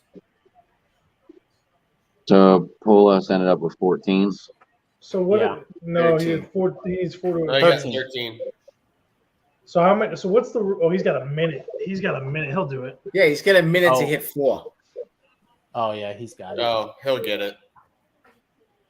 He's He probably went thinking, for do the I minute, want to so. do this or not? Yeah. He's got a lot of head games going on in his head. It looks like he's thinking hard about shit. Like, do I I want to think he- be? I think he's inside his own head. He's like, oh my gosh, how embarrassing is it going to be if I actually try and I still lose the Pujols right now? Well, I don't think I mean- Pujols wants him to lose. I don't know if Pujols wants to get up there and swing again. Yeah, good point. He looked. Albert looked like he was having a hard go after like the bonus 30 seconds. Yeah. I don't think Schwarber's going to get. He's got 29 seconds to get 3 more. Man, my Oh, feed 12. is so far behind yours. Oh Yeah. my god, He's not looking Oh. good. he's all over the 19. place. 19 seconds to His get pitcher's 1 more. horrible. You know, he might have just said, "Fuck it, let's let Pujols go on." No, he's going to get it. He's going to get it cranking right them out. He here. just got 2. That's it. If it gets into a Yeah, what happens if they He got die? 23 seconds to get 2 more. Yeah, he's Oh, he got does it. it. There's 1. if it goes into a tiebreaker, Albert is losing it. Isn't There it just it 3 is. swings each? There it Nope, is. he's short. Oh my gosh. Oh, I'm curious. Oh, Like, that was the last chance. Last chance ball. when is the last time a guy that led the league in home runs actually won this thing? that's true. What just You know what I mean? Like, I wonder what that. Yeah. I mean, I don't know. I'm just asking. I don't. I have no It idea. doesn't seem like they usually do. It's usually someone kind of comes out of nowhere. So what I happened can't to believe ends you of a did- tie? I think they just have they bat off, don't they? I think it's 3 swings each.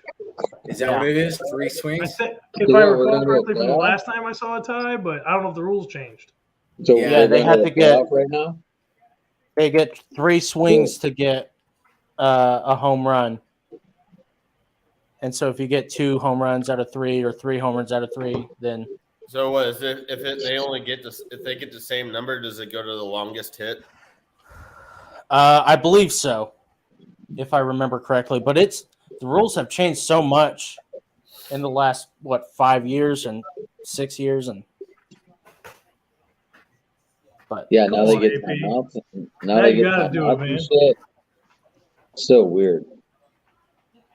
Just so weird. Schwarber's frustrated. He's visibly frustrated. That was not on All right, purpose. so they get a minute. Oh, They get one more minute. oh, do they? I thought See, they they were changed gonna. the rules. I didn't know what it was. Oh, look at that! Look at that old throwback Pirates shirt. That's nice. Yeah, Chico Lean, baby. Hey, I like the Indians jersey you got in the back too. Yeah. Oh boy, get out! Oh gosh, It's already There hit you go, one. showing off some jerseys, I guess. There's 2, That's a cool one. I like it. possibly 3. Foul. he doesn't look bad though. I got the Pizzagate jersey too. Oh, now he's getting the hang of it now. Oh man, that's Come on. Oh, boy. There's 18. Yeah.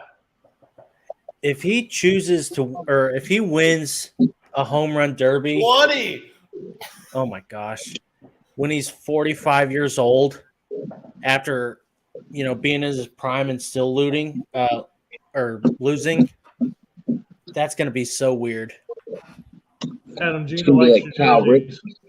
It's gonna be like Cal Ripken hitting this home run in the final the All-Star game. That's right.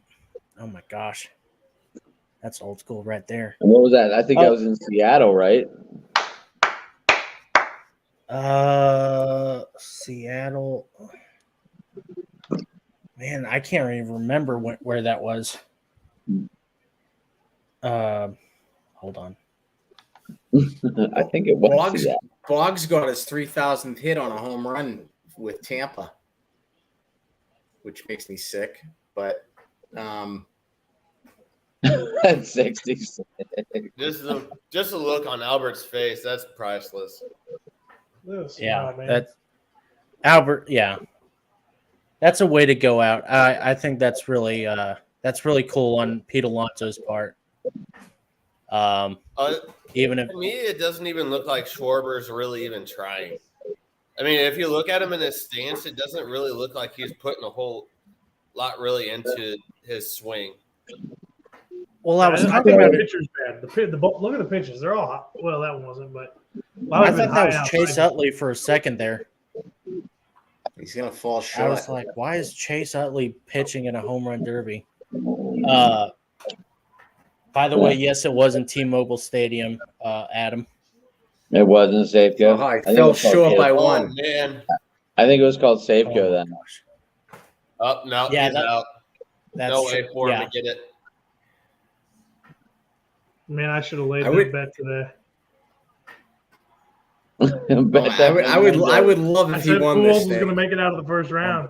I told somebody to drive across the state line, go to Illinois, and lay 10 on Pujols beating Schwarber in the first round. I think everyone kind of. Oh my gosh, I love that's it. awesome! I love it. And Schwarber being classy as ever, I love it. And this camera guy's about to hit him. Okay, There you go, Tom. Now you don't have to worry about this conversation coming up tomorrow. Oh, don't think for a second I'm not going to bring it up. I mean, this, it's Tom's great. been calling. Who do you call every day, Tom? I call Felger Maz on 98.5, the Sports Hub. You know, I like to voice my opinion about stuff every once in a while. You know what I mean? Every day. Isn't that kind of common for you Boston folk? Yeah. Yeah. Some more than others, you know. I've shared some of my calls. I've shared some of my calls with Adam, so he knows where I'm talking about, where I come from, you know. So like awesome. I co-host on Tom's show on the Corner Booth, and I have my own show, Sports Talking With. Sorry, I looked at my Twitter handle there. And I co-host with Tom when I can. But yeah, like my intro in the Tom show is a clip of him arguing about the Red Sox playing overseas in London. Yeah, I had opinions. For those of us who haven't heard it, tell us your opinion on that. I hated it. I hated it before they played. I fucking despised it by the time they were done. So, what a shit show that thing was, you know. Hey. So, are you back, Jordan, or do I need to? Yeah, that wasn't a good weekend over in England. Jordan, you missed the whole football conversation. Damn it! Yeah, we talked about it for a good 5 minutes. Actually, I almost came running in here because I was out in my kitchen and I heard something about a football team, and I was like, "Wait a minute, here I come." Hey, you missed the Peyton and Tom Brady talk. Ooh. Okay. Did you see Albert advanced? Yeah. I'm actually recording it because my wife's out with my son. But I don't care. I can find out whatever. It doesn't matter. Obviously, I'm doing this too, but I'm waiting for the wife to get home because she really loves watching it. So, oh really? Yeah. Oh, you got a good wife, then, man. Yeah, hey, man. She's a keeper. Oh, dude, well, she's a huge baseball fan. She's got that's awesome. She's got a STL logo tattooed on her back, like just on her shoulder. Huge. Sick. We had a Cardinal themed wedding. We had pictures downtown at this Busch Stadium. We were on the news. It was pretty cool, man. Pretty cool. That's awesome, dude. Yeah. You know. Well, I don't mean to play spoilers too much, Jordan, but can we talk? We need to talk about Julio Rodriguez for a second. 34 home runs in the first round. That is crazy. That's unreal, and he's a rookie. Yeah, I mean, shows. Hopefully, he saves some for next round. Yeah, we'll see if he burned himself up already or not. I don't even know what the record is for most home runs. Well, you also got to think it's going to be like hard per round, or it's going to be hard to do that because back in the day you got 10 outs and that was it. There was no timer. You know, if you didn't run, that was an out. You know what I'm saying? So you would have never seen this many home. Obviously, we didn't see this many home runs back when they had the 10 out things. But yeah, wasn't there one year that they had a player? I can't remember who it was or what year it was in, but wasn't there one year where one of the players had a pretty lengthy streak going on into the home run derby? It was a few years ago. I think it was like maybe 5-6 years ago. I don't know. What kind of streak do you mean? Like consecutive home runs back to back. Oh. Yeah, I don't even. Like leading into the game? Like 20. I thought he got like 20-something home runs. It might have been in the first or second round. Abreu did that. It might have been. He had like 23, and that was like unheard of. It was a while ago, but I mean, there might have been somebody since then. But I think he had like 23, and it was like, oh my god, he had 23. Okay, so by the way, Julio Rodriguez has the fourth most home runs in a single round. He actually had 32. I thought he had 34. But Vladdy Jr. has 40 in a single round. Jock Peterson had 39 in a single round. Pete Alonso, I believe in his rookie season, had 35 in a single round. And now Julio Rodriguez. I thought he got 34 for some reason. I didn't think it was 32. Yeah. It's still crazy, man. That's Yeah. it's got to take a lot of it's got to take a lot out of you. I mean, Hitting 34 home runs. Oh yeah. In what, 3 minutes? Yeah, 3 minutes. And it looks That's like a lot the of swing swings. from about 30 feet. It's not even like the full distance. Yeah. And I like Julio Rodriguez, but man, that's a lot for a rookie. I didn't know he had that much power on him. I just hope it doesn't affect him going into the second half of the year. That's all. Yeah. Oh, Juan Soto now looks like Albert Pujols, apparently. yeah, that young It's power. a sign, man. Josh. It's a sign that he's the next Albert Pujols. I have given you plenty of scenarios in which I would trade for Soto. Problem is the contract. Yeah. Mo is not paying that. Let me tell you something. I think it's more I'm starting to realistic think than you guys. Oh, And no, now- no. I know, like you said earlier, it was like 20-something million over the 15 years they're stretching it out. Yeah. Yeah. I mean, but if you look at it, I mean, if you look at Mosaic's point of view too, and I mean, we got a young core outfield for real.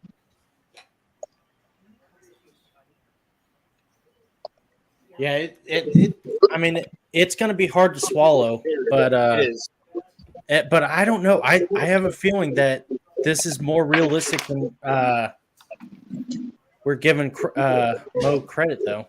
But I will say I think if we do get Juan Soto at the deadline, we're not getting Frankie Montas or any reliever help, and that's a little disappointing. But Now, I mean, that is true. I have heard talks of Noah Syndergaard possibly. Have you heard that? Have you heard about that?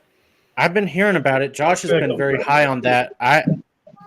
For me, ironically, it's the contract for me that kind of hinders me from wanting to get Syndergaard. But Now, I'm not saying I would love the idea of going and getting Syndergaard unless we get them eat some of the money. But I mean, it's something else I keep hearing pop up. Like, I keep hearing grumblings of it. So I think that would be like their second option if they decide not to go with Montas. But if we go get Montas, I want Murphy too. But like Syndergaard, didn't he sign a one-year deal with the Angels? it's 2 years. It's 2 years, 35 million or something. I think actually. Okay. Actually, I want to say 40 million. Hold on. I thought it was 2 years, 20 a year. 2 years. Okay. Are we looking up Montas? Oh, I'm sorry. It is Syndergaard, 1 year, 21 million. Okay. Oh, I thought it was 1 year. So now that but makes yeah, me.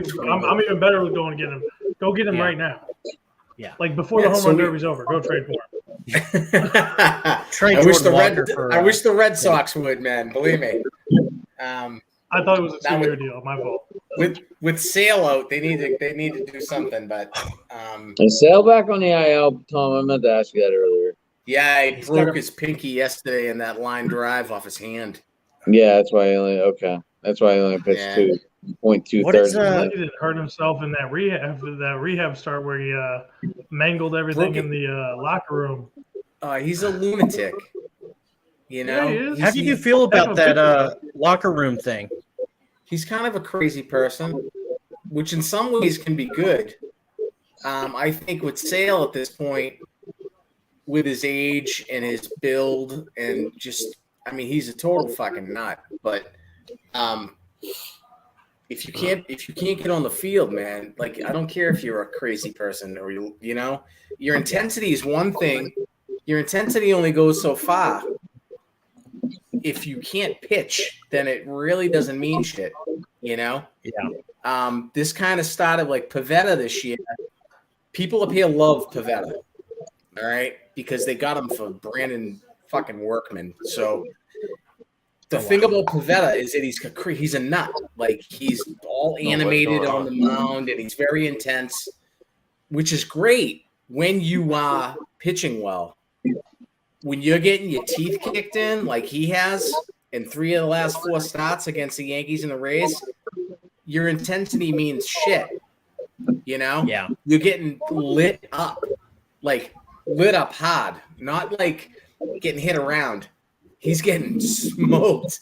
So that emotion and that intensity that people love so much doesn't carry any weight if you're not pitching well. So when he's pitching well, he is very entertaining. I will give him that. I like him because he was a steal. But if you're getting hit around like you are right now, I mean, it doesn't matter, you know. And Sale being a lunatic and Pavetta being a lunatic and these other guys that are half-assed, maybe borderline, you know, front line, major league starting pitches, you have too many of them. So Syndergaard to me would be like, go get him. He'll cost you what? You know, 10 mil, 8 mil for the rest of the season. Give it to him. Go get him. He can't hurt. You know? No. So yeah, I would understand. My thing about Walker, it was like, well, I think that we expected what he was, you know, 7-8 years ago. He's been awesome, you know. But his thing too, he hasn't been able to stay healthy in the past couple.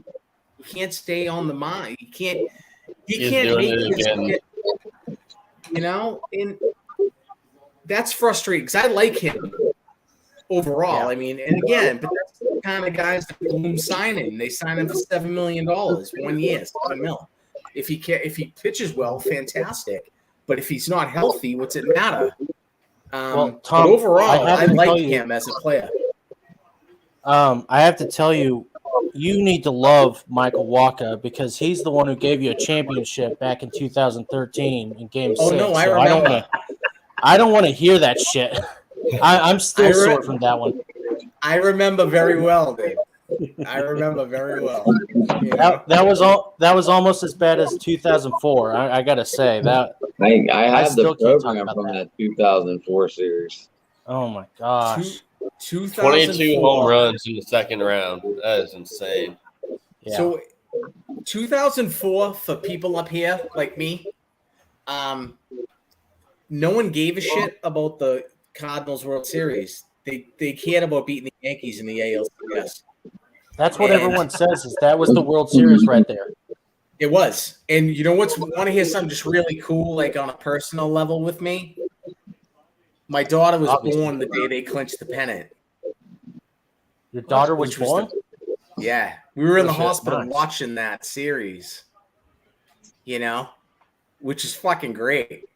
You know, so Yeah. that's always gonna stick with me just because like we had the whole nurses, doctors, everybody in the room. So yeah, she was born the day they clinched the pennant, which is pretty awesome. I a lot of heartbreak up until that day with the Red Sox. So, but yeah, 04 was fantastic, and then they went on the sweep, which was great. Hearing that they won was great. Then they swept the Rockies in 07 was great.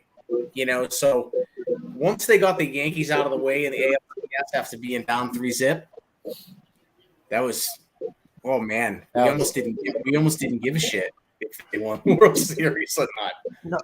Although I was very happy that they did. Not only did you sweep the Cardinals never got a run never had a lead the entire series. And oh my gosh, my dad is a pastor and I had never seen him so angry in my life. And I was heartbroken the whole thing. It was the Astros and the Red Sox who I hated all through the 2000s. It wasn't even the Cubs back then. Yeah, I hate the Astros too. Yeah, I hate. Well, yeah, you hate with the a Astros passion. now. Yeah, I hate Alex Bregman more than any other guy in baseball. Julio over here is putting on a clinic. I see it. He's up to 29. Hey guys, my computer finally is back to normal. I'm gonna click in on that because I'm gonna be out and be right back in. I'll keep my eyes open for you.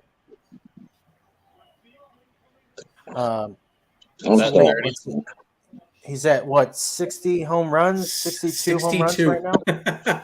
Good God. That's Oh my gosh, this is awesome. I like Julio Rodriguez and I love the Mariners, obviously, Cool. but Dear man, God. that is Yeah, I think he just beat his own record. oh my gosh. Hey Tom, you might get some stuff on your Facebook page. I just looked real quick, and a lot of people Yeah. might be interested, so I shared the link on your page. Cool. Oh my gosh, that's awesome. Good job, Julio Rodriguez. 62 home He may Is he not. tearing it up or what? 62. Yeah, 62 home runs in 2 rounds. Yeah, Pete Alonso may have regretted asking him to come in. Seriously. Yeah. Alonzo's got to know he's cooked. And there's no Yeah, cheaters. Look at that. Oof. So, what are you guys hoping for at the deadline? Cardinals? Yeah, Frankie Montas is probably the biggest one that we're connected to. That's realistic at the moment. I think Juan Soto does get moved. I don't know if it's going to be the Cardinals. I think that's about a 60, not 60% chance. Well, yeah, I will say there's a 60% chance the Cardinals get him. But I think really we need a lot of relievers. That's really the biggest thing is pitching for us. Our bullpen is just shit. Last Monday, on our 7th inning stretch, we talked about not 7th inning stretch, Cardinals Chronicles. I know you guys got 2 shows. That must be really confusing. Both cover baseball. It was more confusing when it was all under the same banner, and on Wednesdays we would talk just the Cardinals. Or at least that's what we felt, but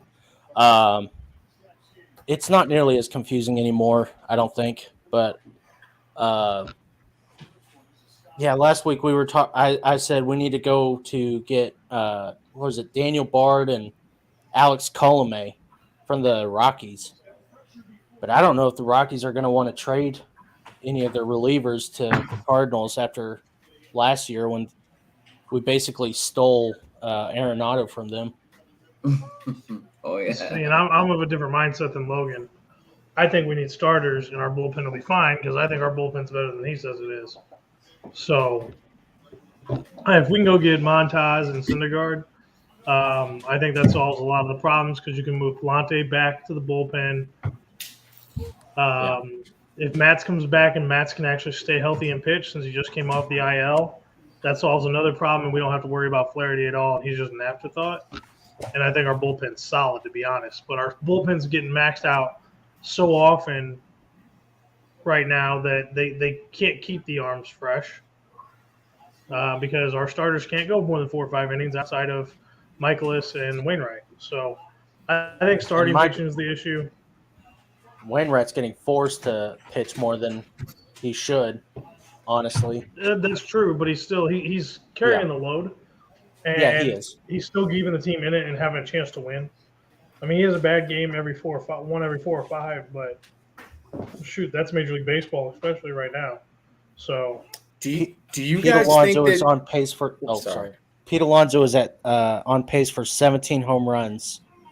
Right now, he is nowhere close to reaching Julio Rodriguez. What are you going to say, Tom? Do you guys think that they could actually get Montas and Syndergaard? And what would it cost, like as far as prospects? So are they gonna have to trade off the major league roster to get any of them guys, or they just gonna trade low minor leaguers for that? Or would they do both? I think it's a combination of both. Syndergaard, I don't think is going to cost much. Because you'll just eat the money, especially because he's getting paid $20 million and he's a rental. Yeah. Montas, he's going to cost you a little bit. I don't think it's going to take Jordan Walker, who's, I believe, number 7 in the top 100 prospects. Or I don't know if even Mason Wynn, maybe a Joshua Baez, but honestly, I think Oakland is just wanting to get rid of guys because I think they're just wanting to tank so they can move out of Oakland. Sounds about right.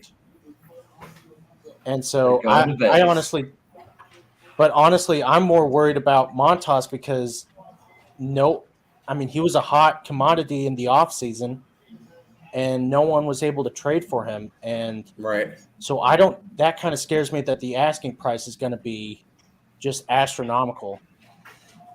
Hey, I just want to say something real quick for Yeah. your viewers at home that see me fucking rocking back and forth. I'm just trying to keep my dog quiet, so we're like playing fetch right now. Oh. Just wanted to let your viewers know. She You aren't tends to like excited about the home run derby? She tends to want to get a cameo, and I try to keep her calm. So, Well, bring but her on board. Let's see her. Just to let you know, she already made one earlier. She had like the green eyes in the background that was down whenever I was on my phone.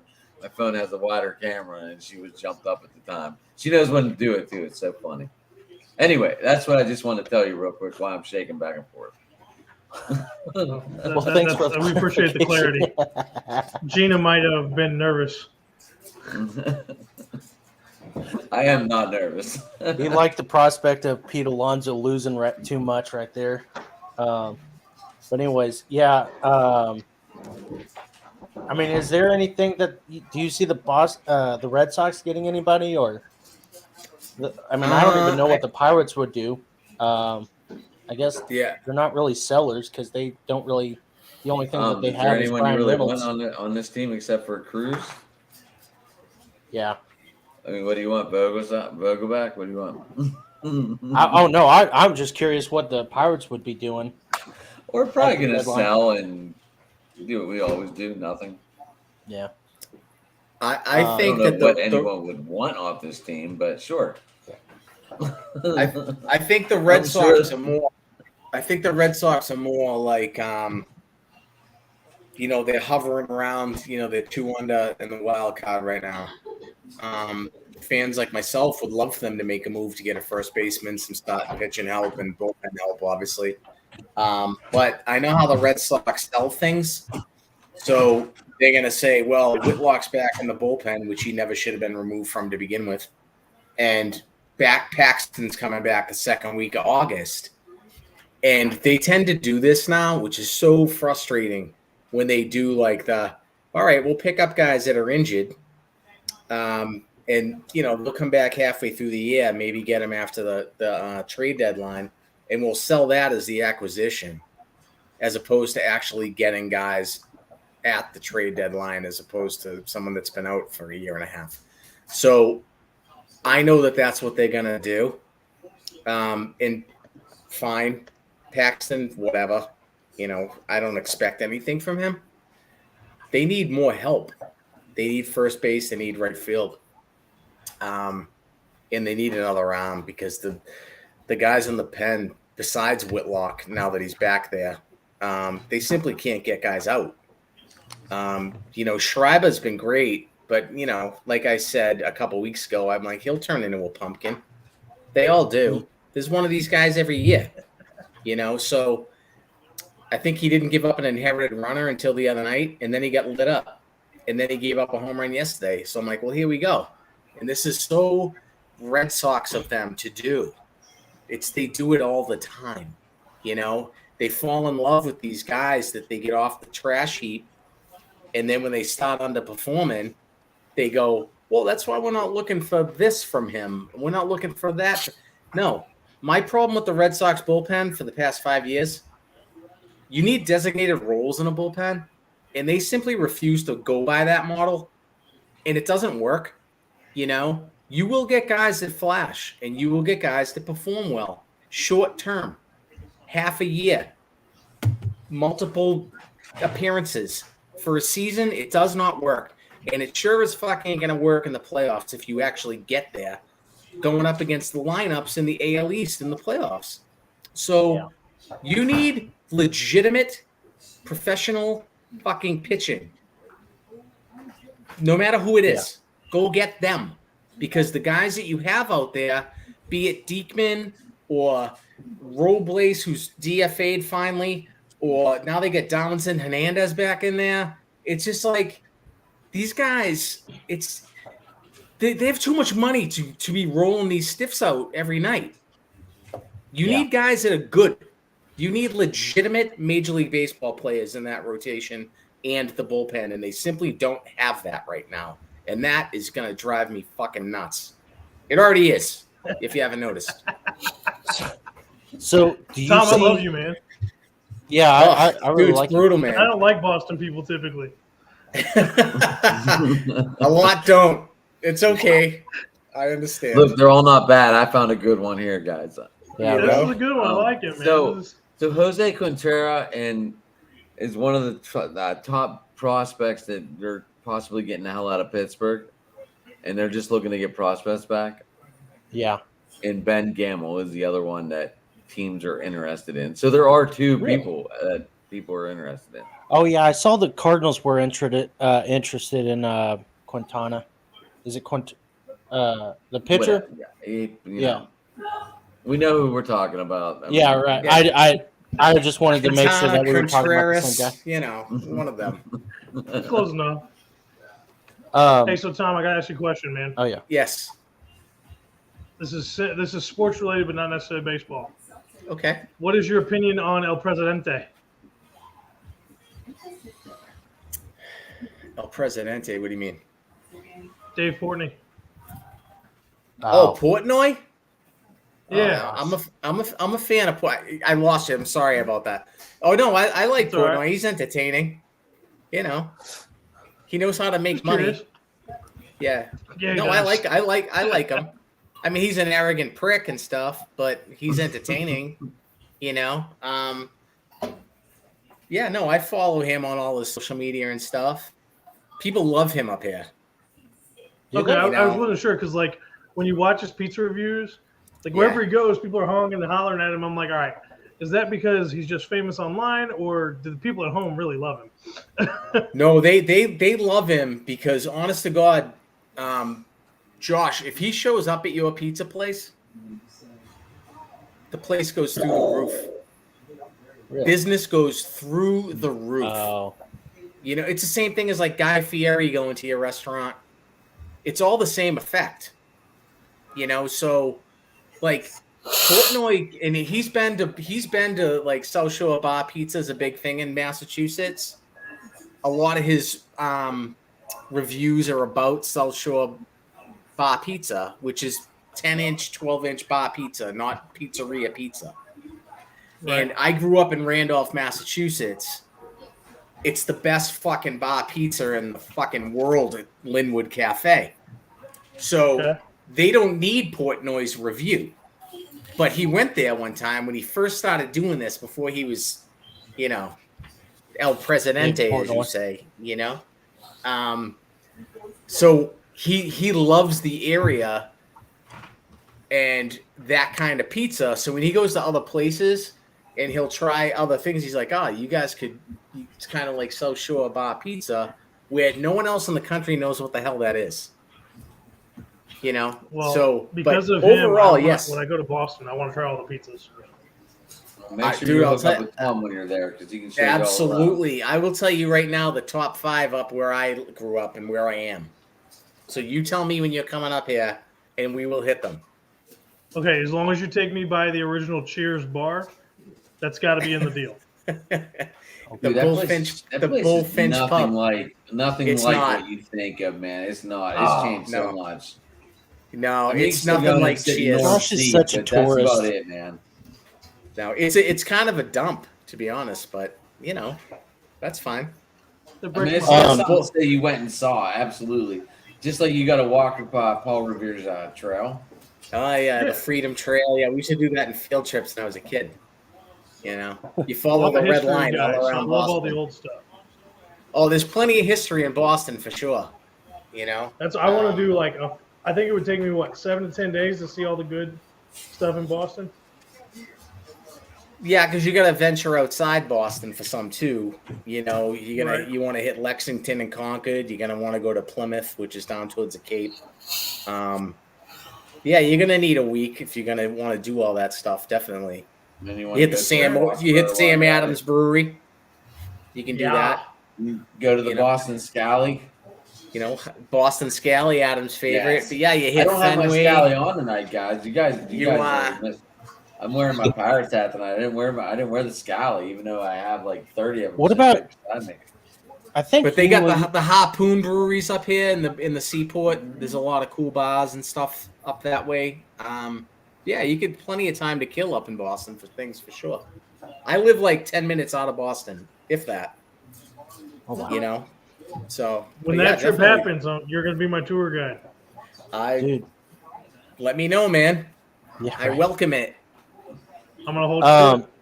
I want to talk about this because the commercial just came on. How are you guys feeling about the Derek Jeter documentary that's coming out tonight?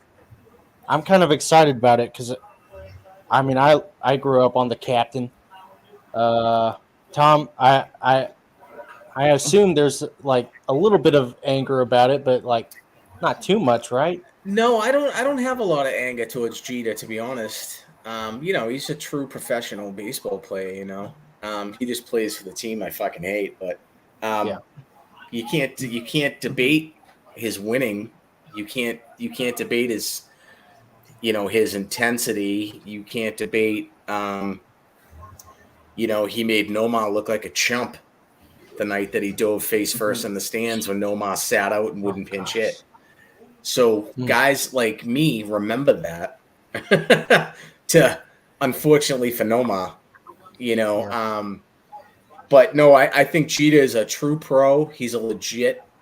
I think the one thing I will say that's not a very positive thing about Jeter, but it's not a negative either. If he didn't play in New York, he wouldn't know as much. Yeah. I mean, that's the thing about Jeter that everyone talks about, basically. If he was on the Brewers or the Royals, you would be like, good player, great player, but he's in New York, and he was there for 20 years straight, and they won 5 World Series on a ridiculously constructed roster. He didn't have to be the best guy on the field every day, which is fine. It's not a slight, He was a very, very, very good player. So I hated other players on that team way more than Jeter. Like Jorge Posada. Hated Posada. Oh, I love Posada. I mean, I still hate Posada. That batting stance that Posada had is just memorable, Yeah. Scott Brocious, to me, I want to punch him in the face. So I didn't like him. I liked Jeter. I hated Paul O'Neill. I like Bernie A-Rod, Williams. though, right? I hate A-Rod. I liked Jeter, Mariano Rivera, Tino Martinez, and honestly, I can't think of anyone else that I really cared for. Pettit, he's kind of a dick, but he wasn't bad. Fucking that devil face, man, when he was pitching Pettit. He was intense. I like that. I love that, dude. That was I awesome like that. about him. Yeah, behind the glove and all that shit. But yeah, no, Jeter is not one of my. He's not an all-time hate for me. I have plenty, but yeah, no, he wasn't one. I actually liked those teams just because how good they were. It was undeniable. I mean, it's just like I remember when I liked Wetland when he was setting up for Rivera used to set up for Wetland, which is sick compared to what we have to watch up here for the bullpen. So yeah, no, there was plenty of guys on those teams, those winning teams, that I didn't hate just because they were Yankees. Being a Red Sox fan, I probably give more respect to Jeter than a lot of Boston Red Sox fans do. They used to sell shirts up here, Jeter sucks, A-Rod swallows, and all that stuff. So there was that. I mean, Clemens went there, people got pissed, and they would just go get Wade Boggs went there, they got pissed. Kevin Youkilis went there, they got pissed. Johnny Damon went there, they got pissed. It's just like Red Sox cut bait with certain players, and of all teams, they went to the Yankees. And it was people can't get past it sometimes. I, being a very mature person, got past things. As I say in my my most sarcastic voice ever. But yeah, no, Cheetah. It's gonna be. I think that'll be a cool documentary to watch. I mean, it's 9 fucking hours long, so it's like the Brady one they put out. You know, Brandon, Yeah, I'm excited about that one. I was just ready to ask you about all your hat changes, but then I just read the private chat. No, this is only the second one because I'm about ready to go to work, and this is my work hat. I was like, oh man, this dude changed his hat so many times. Yeah, I've only had Brandon, two tell on. us about your show real quick, man. All right. So I have two shows actually. One is the 5-hole series, and that's prominently throughout for the whole NHL, any NHL news. And then I have the Blue Notes, which that's for the St. Louis Blues and anything going on with them. Predominantly, if you want to check me out on any of those, I'll be mostly on Thursdays or Fridays. So if you want to check them out, know where to find me. Are you guys on a schedule now? Yes, now that you're part of the Soft network, are schedule? you guys on a schedule? I Like a meant soft to ask you schedule. this, and I meant to ask you your thoughts on joining the network real quick because I did interview Brandon already on my show. Yeah. So I wanted to bring the rest of you guys on, and I was just curious, like, what you guys thought of joining the network real quick, since I have you guys all. I thought it was actually pretty neat, kind of like what It was kind of Brandon just and so a y'all lot of the know, guys it's kind are of my kind of idea a long time ago to Brandon, a long time ago. yeah. Yeah.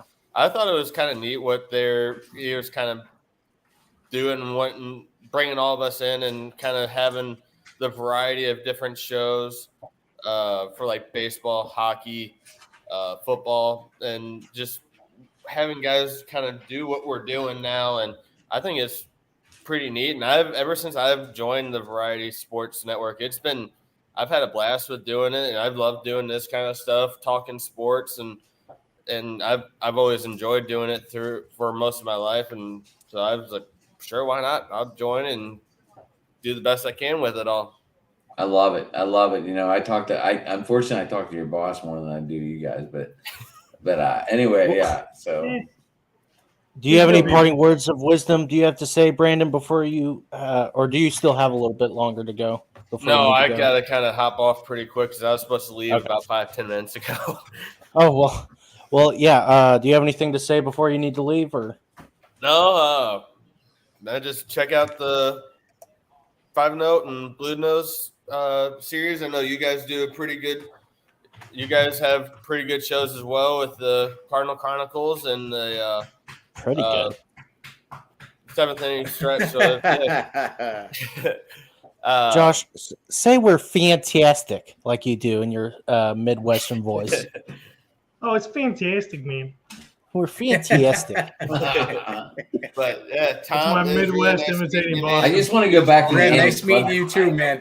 We'll talk I again. just want to soon, go back to yo. the Anus Fudge Factory. Hey, Sounds Brandon, good. you gotta get me on for the opening Blue Note episode for the new season. Sounds good. Yeah, whenever it gets a little bit closer to the season, Sit down. I'm definitely gonna have like a different lines type talk with all the different players and whatnot for the Blues, and then possibly even a 5-hole series of just what everybody's thinking with playoff odds and the season's odds for a lot of teams coming in the new season with all the new additions added on. So I'll have a lot of content probably coming up here in the next probably a few weeks or so. So I'll be looking forward to it, especially with preseason starting in September. So Yeah. You should get these two guys on for hockey too. What's Yeah. that? You gotta get Tom on to talk about the Bruins and Adam over here to talk about the Pens. For So, sure, I'll be definitely. I love it. I got I'll the talk to Pens, you. Pirates. I guess Brandon did ask me to come in for the Steelers, so that's pretty cool. Whenever I'll we talk get to there. you guys about whatever you want. Just let me know if you want me to come on. I'm happy to do it. Sounds You good, know? man. Jordan heard Absolutely. Steelers and he jumped all over it. He's Well- like, "What the fuck, Steelers? What's going Brandon, on?" it was good to see you, Brandon. Thanks for joining us. I know you got to go, but thanks for joining us. Catch him at the Blue Notes, but not between the uprights, but all his hockey shows on the VSN network. That's redundant to say, but anyways, thanks, Brandon. See you next time. Yeah, for sure, guys. Have a All good right, one. Brandon, man. And nice Hey, meeting you, Brandon, man. have a Maybe good we'll night, talk, man. We'll talk again in the future for sure. Take care, buddy. So I just want to let you guys know I am planning on a couple guys from work are planning on coming to St. Louis next hockey season. So I will keep you all updated. Yeah, I'm looking forward to it. So, but anyways, Adam, to Yeah. jump onto your question about how we got onto VSN, I mean, I really just answered a Facebook ad, and from Same. Brandon Saffel, and I was honestly on the fence about doing it. And I was like, I don't know if I had time to do this stuff, and honestly, I was on a Facebook group talking about the Cardinals, and I was getting too angry, and I was like, you know what, this isn't good, so I might as well talk about it. And I had originally, I was supposed to do the show with someone else, and Josh wasn't even in the picture yet. And then something happened, and Carly wasn't able to do it, and so Josh jumped in. And I remember the first time I met him, we did an evaluation because it was like the day before opening day. And I was like, I'm going to do an evaluation of all 30 teams. I was talking about what their farm system was, where they're projected to be. I mean, it was a 2.5 hour long episode. We pushed 3, man. It was horrible. Yeah, it was. I mean, it was. Obviously, so you guys find that to be a problem too. Like, I was trying to do sleeper, keeper, and target last night. Sorry, my dog is just hyper as shit right now. So I was trying to do sleeper, target, and target last night on my fantasy team, and I only made the AFC. That's it. I didn't make anything on the NFC, and it took 2 hours. Yeah. So you guys have that trouble too? I mean, we did, and especially because it was the first episode. That was just really hard to. That was just really hard to kind of cram all that stuff down. And I didn't know Josh, and Josh didn't know me, so we were kind of talking over each other every 5 minutes. And it was funny because we literally never discussed. We got on and we cut this show not knowing anything about each other, never having a conversation. And obviously, and we were supposed to start like March 15th, I think. And so originally I was going to do division by division and kind of work our way into well, then the strike happened. Regular season. The strike threw my whole concept off. Well, yeah, that was not helpful either. But we had a pretty good grasp on how the teams were going to be. There were a couple of free agents who had not signed yet, but I was prepared to go.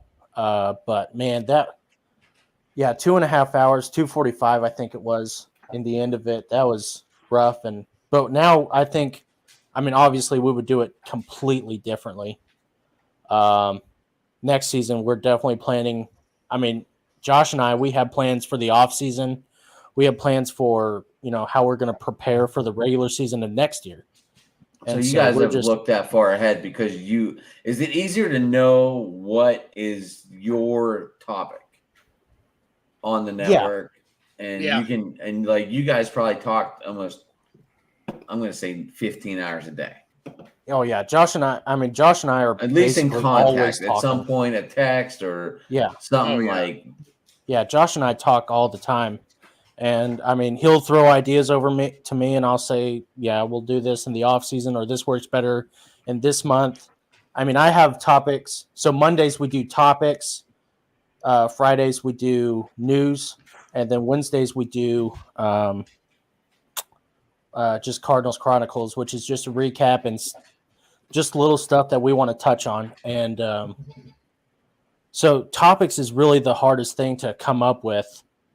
But I mean, we have topics coming up like for the next couple of months, and as it pertains to drafting or whatever. So yeah, that's probably the most difficult part. But Josh probably has something to say. So have you guys ever brought on any other podcasts onto your shows? I turned this into my interview, but that's horrible. No, that's totally fine. like the Birds Rant or the Redbirds. So we brought in a writer from Redbird Rants. Josh Okay, Jacobs Brandon. came on Was his for- name Brandon? No, No, Josh Josh Jacobs. Jacobs. Brandon, I think is he's not really a Cardinal fan, so we didn't really even look at him. But Josh Jacobs, I can't even remember what the article was, but it was something that I had just talked about. And oh look, there's a Star Wars commercial.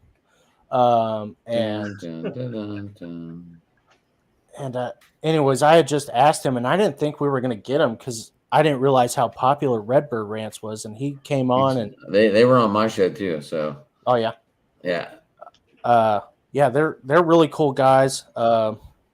We had to be rated PG because Josh is apparently a pastor in it as a side gig, and so I was a little afraid of that because Josh is a massive cusser. He has the worst potty mouth. His mom texts me all the time, and he's like, "You got to wash his mouth out with fucking soap." And So a potty mouth I mom's telling you to apologize for wash my his language fucking out with soap. no, Tom, you're fine. It's really. I mean, I cuss a couple times an episode. It's not much, Couple. but you know. Man, I had a swear jar. I was making like $40 an episode off you. But That's- I mean, I actually- Tom like literally I cuss like almost My every mom other understands fucking from word. Boston. Yeah, in my defense, I asked Logan if it's do we have rules? We have guidelines about language and stuff. I don't want to be inappropriate or do anything like that. So he's like, "Nah, man, we just kind of do our thing." So Well, that was one of my first questions when I got on the Yeah. before we were live. I said, "Are we allowed to swear?" And he's like, yeah, "Yeah." I go, He "Yeah, said I already something asked far him." away. So It's just how come I from a talk, very- you know. I come from a very Midwest family, so Okay. the values and the morals are very Oh yeah. certain. So you're from a trucker Um, family? Is that what you're saying? I'm talking church 3 times a week family. Oh boy. So my mom just likes to pick on Logan because she knows his dad's a preacher. So that's just where that comes from. Yeah. But no, she knows how you people on the East Coast are. She understands there's Yeah. a dialect and terminology out there. I She just, loves I, Matt I, Damon. I'm just, so if that tells you anything.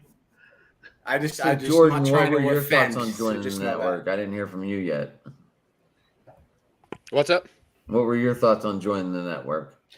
Well, I'm actually one of the guys that me, Brandon, and Dylan kind of started a couple years ago, just talking like fantasy sports, and then just for fun, and then like within this past year, it just kind of blew up like to what it is now. Like we just really started, hey, like let's really do this, and we just started getting people and randomly, and hey, you can cover college football. Hey, you guys can cover Cardinals. Oh, you like the Blues? Oh, you do football? I mean, it was just like we started having all these different people for different sports, and it was just like, well, they're here. We got a bunch of shows, so like let's just maybe start something, for fun. And then yeah, man, it's after about 2 years. It's I mean, there was a long pause in between there where we weren't really doing as much.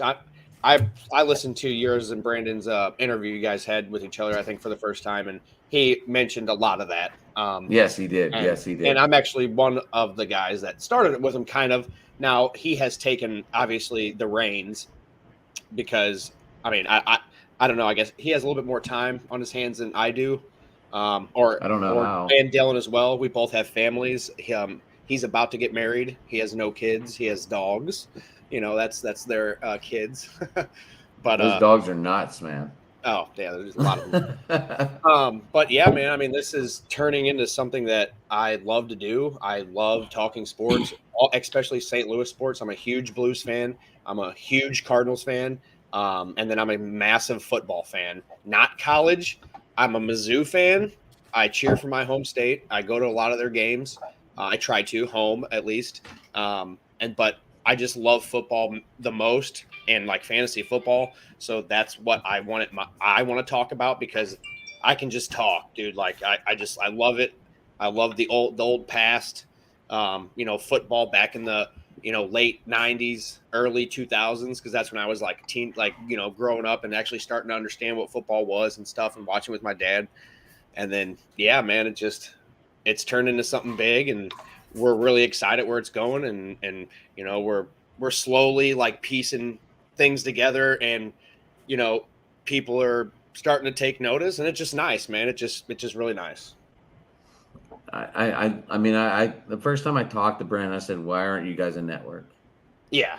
That was like one of my first questions to him, and he's like, people have been mentioning this thing called a network, and I just don't know what to do. Like, I just don't know. And I'm like, dude, you already have like 9 shows. Well, Yeah, in the early episodes of Cardinals Chronicles and Seventh Inning, I was calling it the Variety Sports Network by accident because that's just what rolled off the tongue better. exactly. And yeah, it just I think who was it? Yeah. It was Hey Logan, I and sent I you think it I was, sent you a link on Twitter. yeah, I just got it. All right.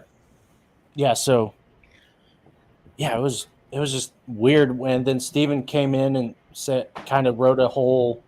He's our college sports guy, and I think he changed Brandon's mind, I believe it was, and said, "Hey, this is why we need to be really a network, and this is why it's kind of Yeah. confusing." And I think it's better VSN, and I think it's really helped rejuvenate us as a whole.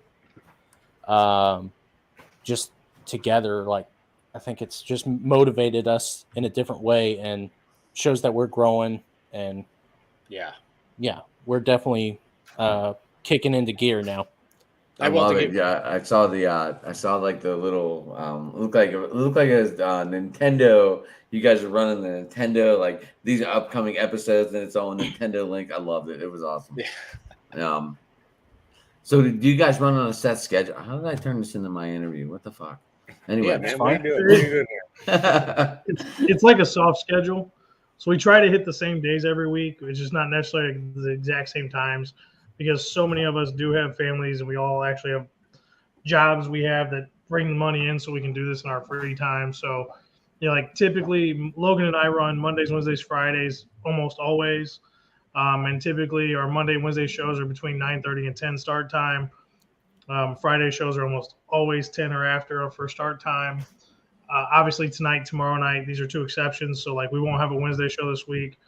We might have a Friday show, probably not this week. And then we try to keep a soft schedule so everybody knows what's going on. So we can also, you know, share and retweet and comment. And if we need to hop on somebody else's show, we can pop over. So the best thing about our network is it seems like everybody really tries to work together to help each other out. Most of us we can cross over between different sports. Like me, I'm a hockey, football, baseball guy. I don't know much about basketball, so I'll stay as far away from that as I can.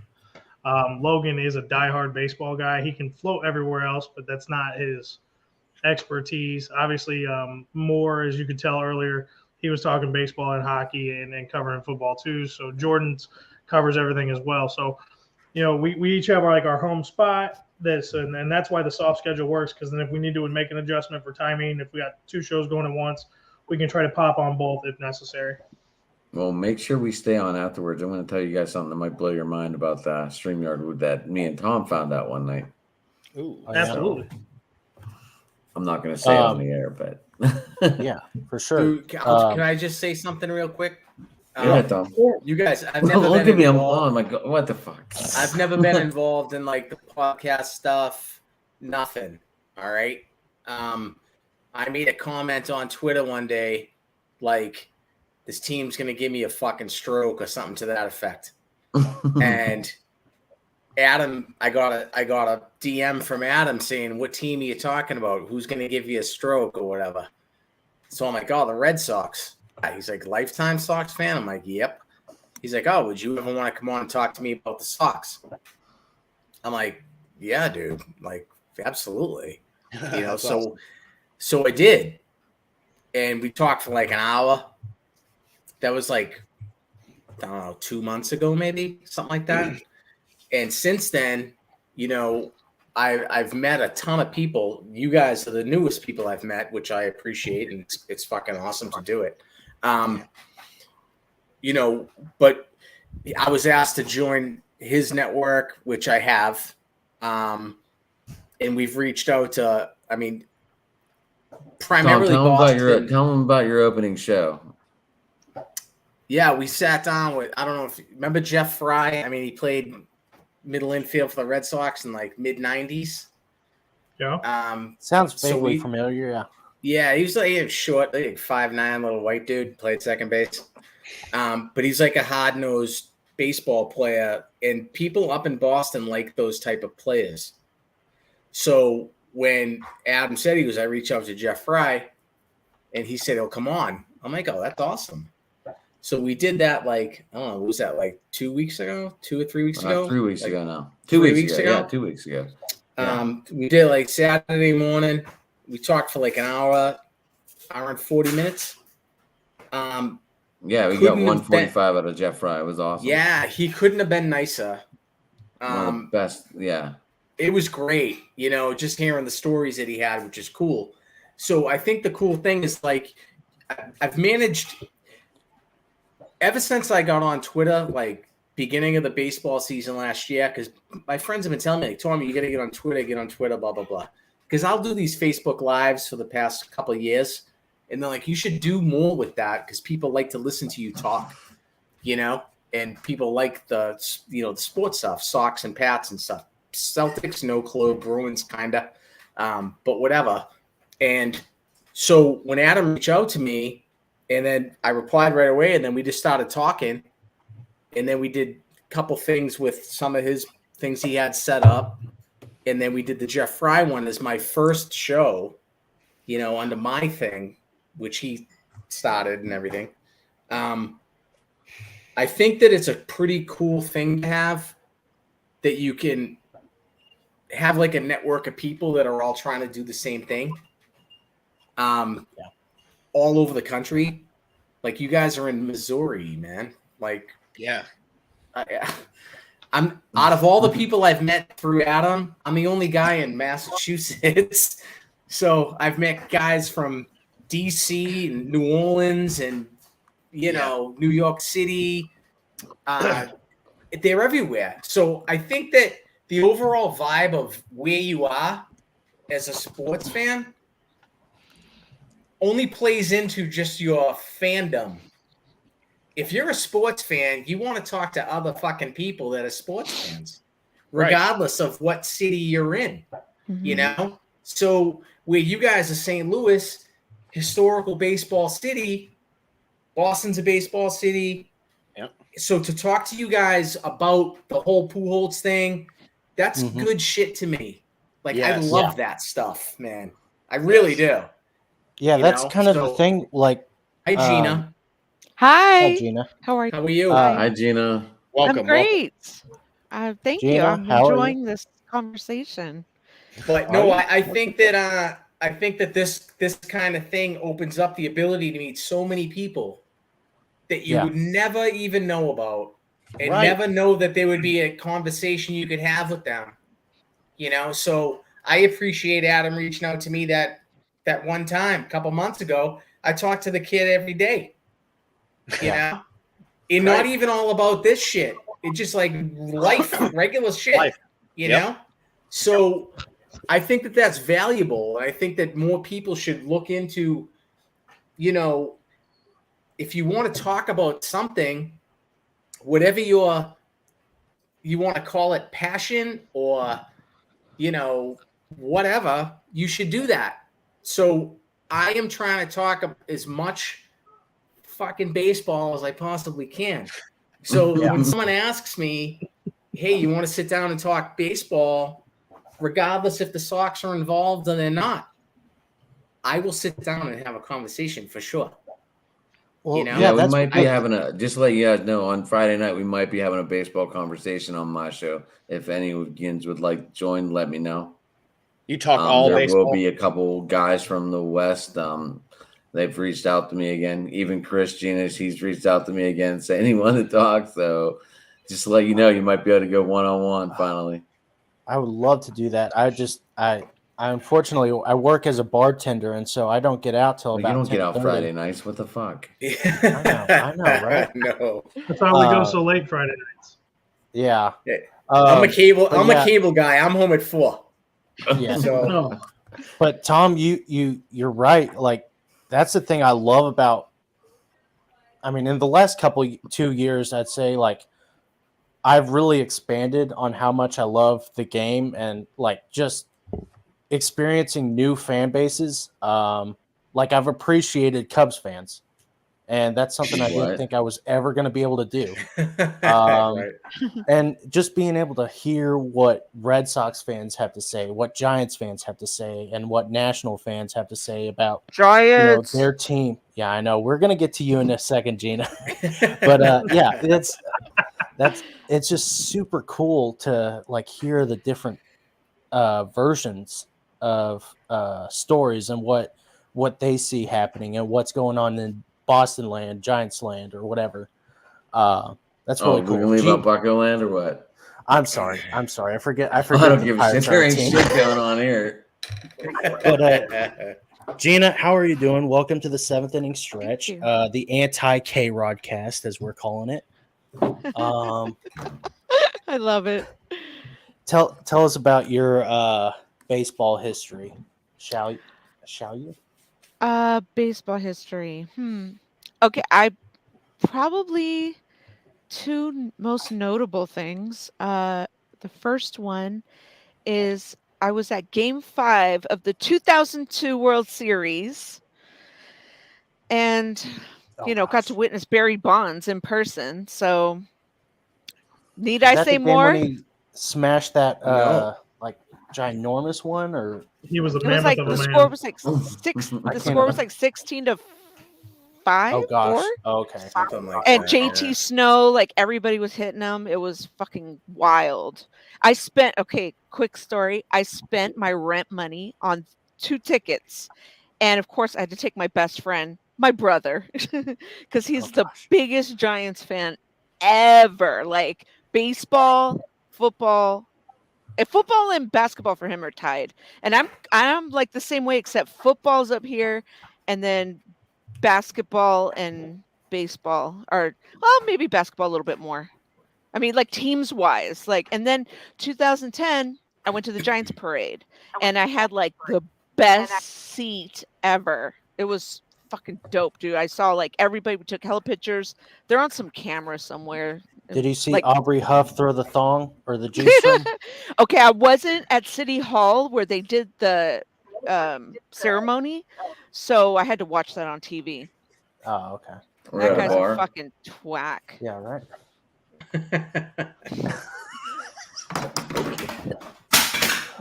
Sorry, Oh, so- I'm a little foul, filthy, dirty potty mouth. Oh, you fit right in. We like filthy, Welcome to the dirty club. mouth. I just got done apologizing about how I talk, so you're fit right in now. I know. I saw Uh, when I heard you talking, I was like, oh, that's nothing. But yeah, Default button on I'm a standby. huge Giants fan for sure, for sure. Oh man. By the way, Julio Rodriguez is at 18 home runs and Juan Soto is at 10 with 32 seconds left. I'm telling you, he's gonna have Rodriguez a He's got a gonna minute. minute win. bonus time. Yeah, he's got a minute bonus, so that's looking pretty good for Juan Soto. So he's got I a minute think and a half. Rodriguez takes it. So Gina, the Giants last year they 100 won wins. the division, 107, I believe, right? Well, the Or was it first to 100? get to 100. Yeah. And so what do you think the needs are for the Giants right now? And I mean, are they buyers, sellers at the deadline? Shoot. I think it's hard to tell what Farhan is going to do, but I think we should pick up, cuz last season when we picked up oh my god, his name just slipped my mind. Chris Bryant? Yes, Chris Bryant. That was a good pickup, although, I mean, we didn't beat the Dodgers, but it was still, I mean, shit, we had like Craw, we still have him, but it's like, I think we should probably, this is a tough one. Spend the money. Really? Yeah. Soto. I would say fuck it, let's go. But you know, a la Kevin Durant Warriors, you know, like. Yeah. But I don't know. I mean, I don't think they're going to though. But we need closers. We need fucking closers. The thing about the Giants Soto is needs they three, never he's got a really minute go to hit after. Oh, sorry. What? Soto's got a minute of overtime to hit 3 to tie, 4 to win. Ooh. Oh yeah. The Giants don't ever seem like big trade. Like they don't ever seem to go get the big bats They or don't. the big pitchers, and that's kind of sad because they're obviously a talented organization. Obviously, in the 2010s, they're probably the best team. Yeah. Solidified a dynasty. Yeah, and so it's a shame that they seem like they're always so close to getting a division win or even making a run in the playoffs, and then they just never can pull the trigger on. Well, like last season, anyone. They picked us last, and yeah, you know, so that was like a huge, you know, I mean, because we're always like, Giants baseball is torturous. We have like, you know, banners and signs that say torture because they fucking kill us to the end. We're like, what is happening? And then the other night I was on the phone with Adam and the fucking walk-off grand slam by Yaz. And I was like, holy shit, this is going to be the best game, bar none, of the whole season, Giants season. Do you, is Brandon Belt your favorite player right now? Or is it someone else? No, I like Logan Webb. I mean, I think he did really well last season. Oh shit, Soto! Oh my gosh.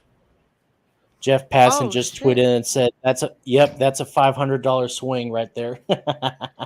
Damn. Oh my God. Gosh. Juan Soto is just the greatest ever. Greatest ever? Not ever. Listen, Barry he's Bonds. I'm sorry. Not Barry. Barry Bonds. Stan Musial beat Barry Bonds on one knee with an arm cut off. Juan Soto is the second coming of Stan Musial, so I don't want to hear it from anyone. You need to get off that horse. Maybe even Ted Williams. Well, yeah. Tom, you got to go soon. Yeah, I got to take off in a few. You know, it's almost 11:15. I gotta fly. I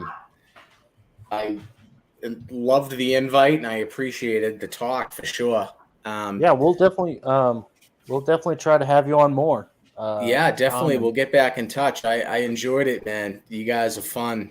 I'm always up for some talk, baseball talk, especially, man. You know what I mean? Yeah, we definitely like having you on. Tom, is that your Twitter handle? Yes, it is. Yeah, and I'm just Tom McCarthy on Facebook. If you guys are on Facebook, I'm an old man, so I'm on Facebook too. Hold on, does that mean I lose the nickname? No, what's that? You're still an old man. I was still an old man. You know? I was talking to Josh about how he's the old man, and he eats Werther's, and he was eating an apple pie yesterday on the meeting. It was a chocolate chip pie. Oh, chocolate chip pie. I'm sorry. And he was like, I gotta get my nap in. I'm not on to the Werther's originals yet. I'm not that old, man. But, you know. Hey, Tom, question. Yes. Are you a Patriots fan? I am, yes. Do you talk football at all? Would you ever want to talk football? Do. I do not believe I have a Patriots guy to talk with yet. I love to talk. I'll talk football with you. Awesome. That'd be cool. Great. Yeah. Good to know. Duly noted. Yeah, no, I honestly, and I'm going to be brutally honest with this, I don't know shit about the NBA. I know names, and I know what I hear. I love it. I know what I hear, you know, and I call the radio, you know, I call Felga. Wait, do you know who's on your team? With the Celtics? I think so. St. Louis Larry Bird still represent. plays for the Celtics, right? But that's the thing. Larry Is like Bird? people, Yeah, Warriors. he still plays, right? people will give me shit because they're like, "How do you not follow basketball?" Because like Bird and McHale and Parrott, I'm like, I didn't watch it back then. I watched baseball, and so people can't get past that. But I will say, I called Felga last week, and I'm like, listen, these rumors about Durant and all this stuff, and now Jaylen Brown's upset about shit or whatever. So Is he? So you do pay No, attention. yeah, he's not- yeah, I don't he's wanna not hear this happy. shit. You pay I just- attention. I hear things, dude. That's all.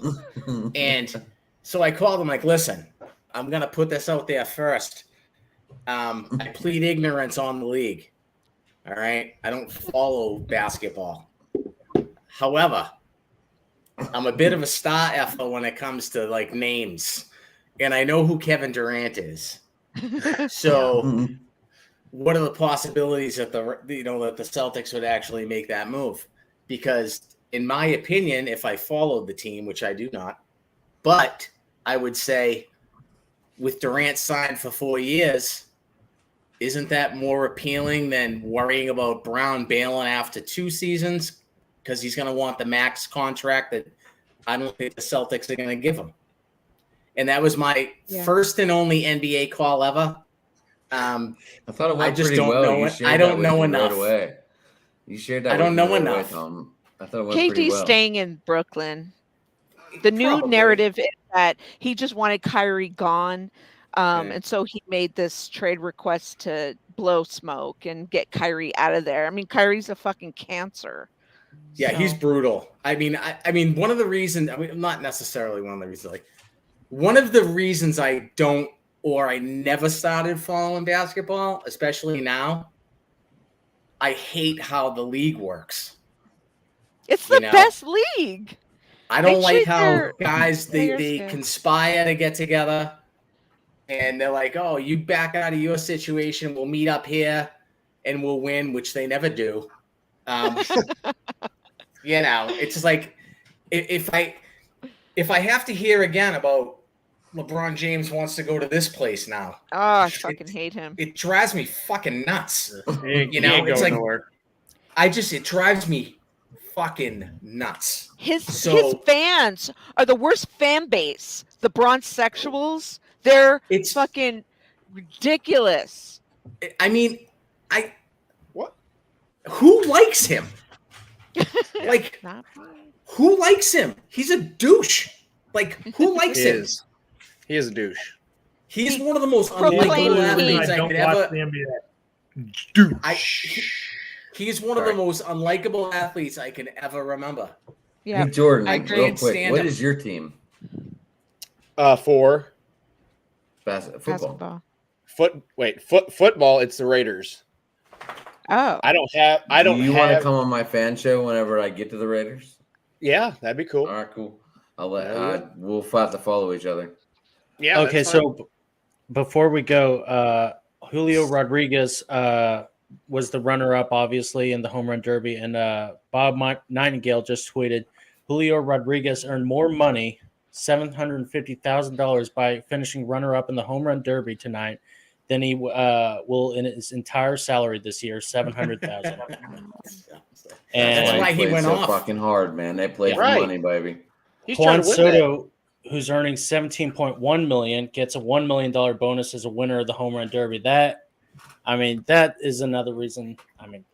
That's just another accolade for Juan Soto, and Holy his price shit. tag just went up. And but anyways, before we go, does anybody want to say anything about the home run derby, or before we knock it out?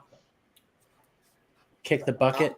I didn't will watch say a damn that- thing of it, but I'm glad I paid attention to you guys talking about it. I can say that much.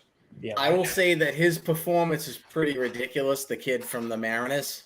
Yeah. Yeah. And I honestly, I think I said this when it started.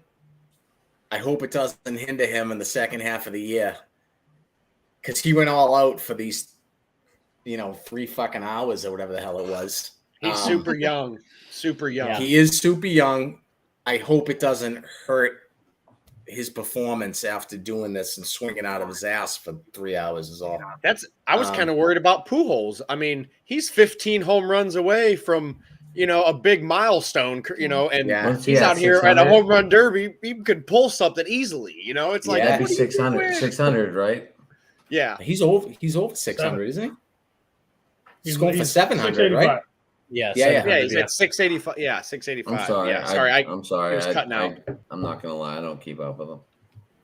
But can I just? I'll just say I wouldn't either as a Pirates fan. I just loved watching Pujols and Sosa come to PNC Park, but when Sosa hit that bomb over the eye, they call it the eye, that big green wall that sits out in left field, left center. Yeah. Sosa hit it over that, and that's 535. Dang. And he fucking cleared it. He was strong, That's a man. Was that back? Hunter Pence. Oh gosh, That's Hunter a poke. Pence. Hunter Pence. Sorry. You got a home Celebrity run off of softball game. yeah, Andre No. Ethier. Yeah, I will just say, as a Red Sox fan, if I don't get to speak to you guys in the next couple weeks, which I may or I may not, whatever you guys want to do, I'm looking forward to Ortiz getting inducted. That's going to be fun to watch. That's big. That's big. I'm looking forward to the speech. I was looking forward to Pedro's, and it kind of fell flat, in my opinion. But Ortiz is going to be that's going to be must-watch TV for me. Yeah. I'm looking forward to that. I know that you guys aren't Sox fans, but She missed it. I think that's going to be something. That's going to be something special to watch him get inducted. So I'm looking forward to that at the end of the I month. forgot that's coming up. Hey Jordan, you can follow me on the Sports Talking It, and I will get in touch with you about the Raiders. Yeah, definitely, man. Yeah, really. Anyone Anybody else? like I used to be a massive Rams fan until they left, and I was at the Edward Jones though. That last home game. When they played the Steelers on Thursday night, when they had to black out the crowd. Oh, yeah, okay. And Parker fucked up his leg and ended his career pretty much. But let me tell you something. That was one of the wildest things I've ever been at, because it felt like a fucking home game, like you wouldn't believe. We were like, I went with one of my best friends, and we were like, all right, we'll just find a tailgate and we'll be good. And then we found a million tailgates, and we were fucking wasted off our asses. We fell asleep on the fucking tram back to where we had to catch the train for the hotel. And the police woke us up and made us get off. And we're like, dude, is there going to be another train? Because it was after midnight. We're like in the middle of St. Louis. We're like, we have no idea what the fuck we're doing. But it was fun. I'm not going to lie. Like, that stadium I got to see it, and it was pretty cool. Hopefully the Battlehawks come back to you guys, and you guys get a football team. Yeah, they are. I mean, we were the biggest market when they were here. We were just about to open up our another bowl because the big high demand in tickets were just skyrocketing more than any other team. I mean, we were just putting it to the NFL, just showing them that we can be an NFL team, that we are an NFL team, and they said we weren't. So, I mean, Kroenke's just a piece of garbage that just won the Super Bowl and the Stanley Cup, which he probably cheated that one too. But anyway, it was a good moment for St. Louis. All right, Gloria. Yeah. Gina, do you have any parting words of wisdom before we leave? No, but I'm gonna be wearing my Giants gear tomorrow to rep, my guys. Well, I know this is a little bit short notice, but if you're not doing anything tomorrow, we'd love to have you on tomorrow also for the All-Star game. Oh, I appreciate that. I should be pending my dad's in the hospital right now. So if everything, thank you. If everything is stable with him, for sure. Yeah, I'm not doing anything. Adam, I'm gonna steal your fan from you.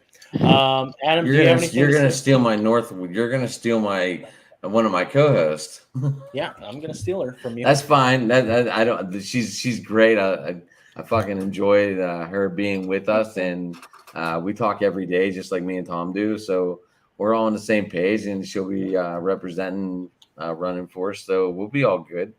Oh, sorry, I've got a podcast too. So Oh, yeah, that's plug how. it. Yeah. Plug your Oh, podcast. She's on the West Coast, so she's already Mhm. like 3 hours behind us, or Yeah. 2 hours behind you guys. it's Like it called still might be repping. daylight. It still might be daylight where It she is. is. It is daylight. Look, wait. Hold on. Let's see. Like Gina's gonna Oh be my God, doing really? our. Gina's gonna be the northern girl, the northern cow girl. We didn't come up with a name yet, but we're getting there. We were talking about it today, so we're getting there. Yeah. She's gonna be doing the Giants, Earthquakes, Sharks, Warriors, of course, because that's her favorite, and See the shirt? Niners, of Golden course. State. Golden State. So Can you say But yeah, the Niners? my- You like the Niners? Love the Niners. Love. Jordan, That's my if you team. want to That's my watch it, favorite team ever. Man, they're about Jordan, to fall if you want to apart. watch something Thursday night, might be the one to watch on my YouTube channel or Facebook channel. We're doing the Niners on Thursday night. It's Okay. gonna Adam- be, it's gonna be fun. Adam, plug your channel while you're at it. And do you have any parting words of wisdom? Words of wisdom. It's always good to branch out and learn and meet the whole organization. Oh yeah. Most Like I've definitely. met Brandon so many times, and we finally did a live episode, and now I'm meeting the rest of the group, and it feels good. I'm not gonna lie, guys. Yeah, it's really cool to meet you guys. I've always heard about you guys. Brandon talks about you guys, and I finally listened to that one episode where Brandon was on, and I thought Josh was on for some reason, and Definitely Brandon. I think he was tagged in it, and so I was like, oh, I'm gonna watch this. Adam and I were then- talking. Yeah. Oh, okay. And so Adam mentioned That's what it was. wanted Adam to be on tagged me when he seventh shared inning. it. Yeah, and so he was like, "Oh, I wanted to be on seventh inning." And I was like, So it finally worked out to where we could get together. And so, yeah, Tom, Adam, it was really nice to meet you. Jordan, do you have anything you want to say before we leave? Any words of wisdom? Plug a certain show. Words of wisdom. No, I just like he was saying earlier, branching out like how we are and finally meeting different, people from different areas. Like he was saying earlier, I mean, we got people in Minnesota that's going to do a Vikings podcast. I mean, we have two Sweden guys that cover NASCAR. I think that's awesome. That's the weirdest thing, though. It is. It is. Jordan, if you need Pittsburgh too, let me know. Okay. All right. Die Hard, like you said. I could bring a couple guys on for that show. I'm from Pittsburgh, so I mean, my Pittsburgh show, I'm trying to line up to make it dynamite, of course. But my Niners show might be total dynamite. Yeah. With Gina's working on something for us right now for it. So yeah, it might be worth watching. Yeah, and then like I said, just to wrap things up, on my podcast Between the Uprights, I'm just started the series, just covering each division one by one until leading up to the season because it's right around the corner. Our fantasy draft is next month, I believe. Yeah, are we doing the online thing that did Brandon talk to you guys about that or no? It's all under questions right now. Okay. Yeah. All right. I don't know. I saw Logan something in Emily the says group hi. and we all started bullshitting about it, and I was like, I don't know anything about this. Yeah. So who knows? What's But- that, Josh? I said Emily that? says hi. Oh, hi, Emma. Emma? Emily. Emily. Oh, hi, Emily. Sorry, I couldn't hear you right there. Josh, speaking of you devil, you have any old words of somewhat senile wisdom or just babbling that you want to say? All right. So if you always do what you always did, you'll always get what you always got. And that sounds about right. By the way, guys, be sure to join us tomorrow for the All-Star game as we watch along that too. The Anti KROD is in full blast. We hate you, A-Rod. We love you, Michael K. But what the fuck are you doing? We also have a Logan's huge all out announcement. to destroy ESPN. Oh my gosh! Yes, this is my quest to fucking go to war with ESPN because fuck that place. Let me know when that happens. I'm totally in. Everyone is. Don't worry. I'm Hey. sharpening my axe right now. I don't want to hear that shit. But we have a big announcement tomorrow. Gina may be on. Josh will Yeah. definitely be on. Jordan may be on. Anyone is welcome to be on, but coverage will start at 6:45 Central Standard Time. I Everyone? cannot be on. I have the fishbowl recap tomorrow. I have a group of guys from the actual fishbowl coming on my my show tomorrow night. So they're all getting together and they all want to bullshit. So man. Yeah, be sure to watch the Corner Booth podcast and Talking Sports with. Talking Sports with is actually pretty cool, especially Adam's one-on-one stuff. I know a couple weeks ago you did something about mental health, and I listened. That was with Gina. Oh, was that? Oh, okay. Yeah, and that was pretty cool. So, yeah, definitely check those guys out. Check out Between the Uprights. Check out Gina's San Francisco. I don't know, fangirl stuff. No fangirl. Fan person. No. Oh, I'm. Gina, it's Gina G, and it's called Reppin' the NorCal Sports Show, and it's all Northern California from up top, UC Davis, Sac, all the way down to Fresno. Okay, then. Yeah, check out all these people, guys, girls, fans, whatever, and live long and watch some damn baseball. Bye, Felicia's. End it, Josh, with the non-music. No. With the non-music? Okay. Yeah, bye.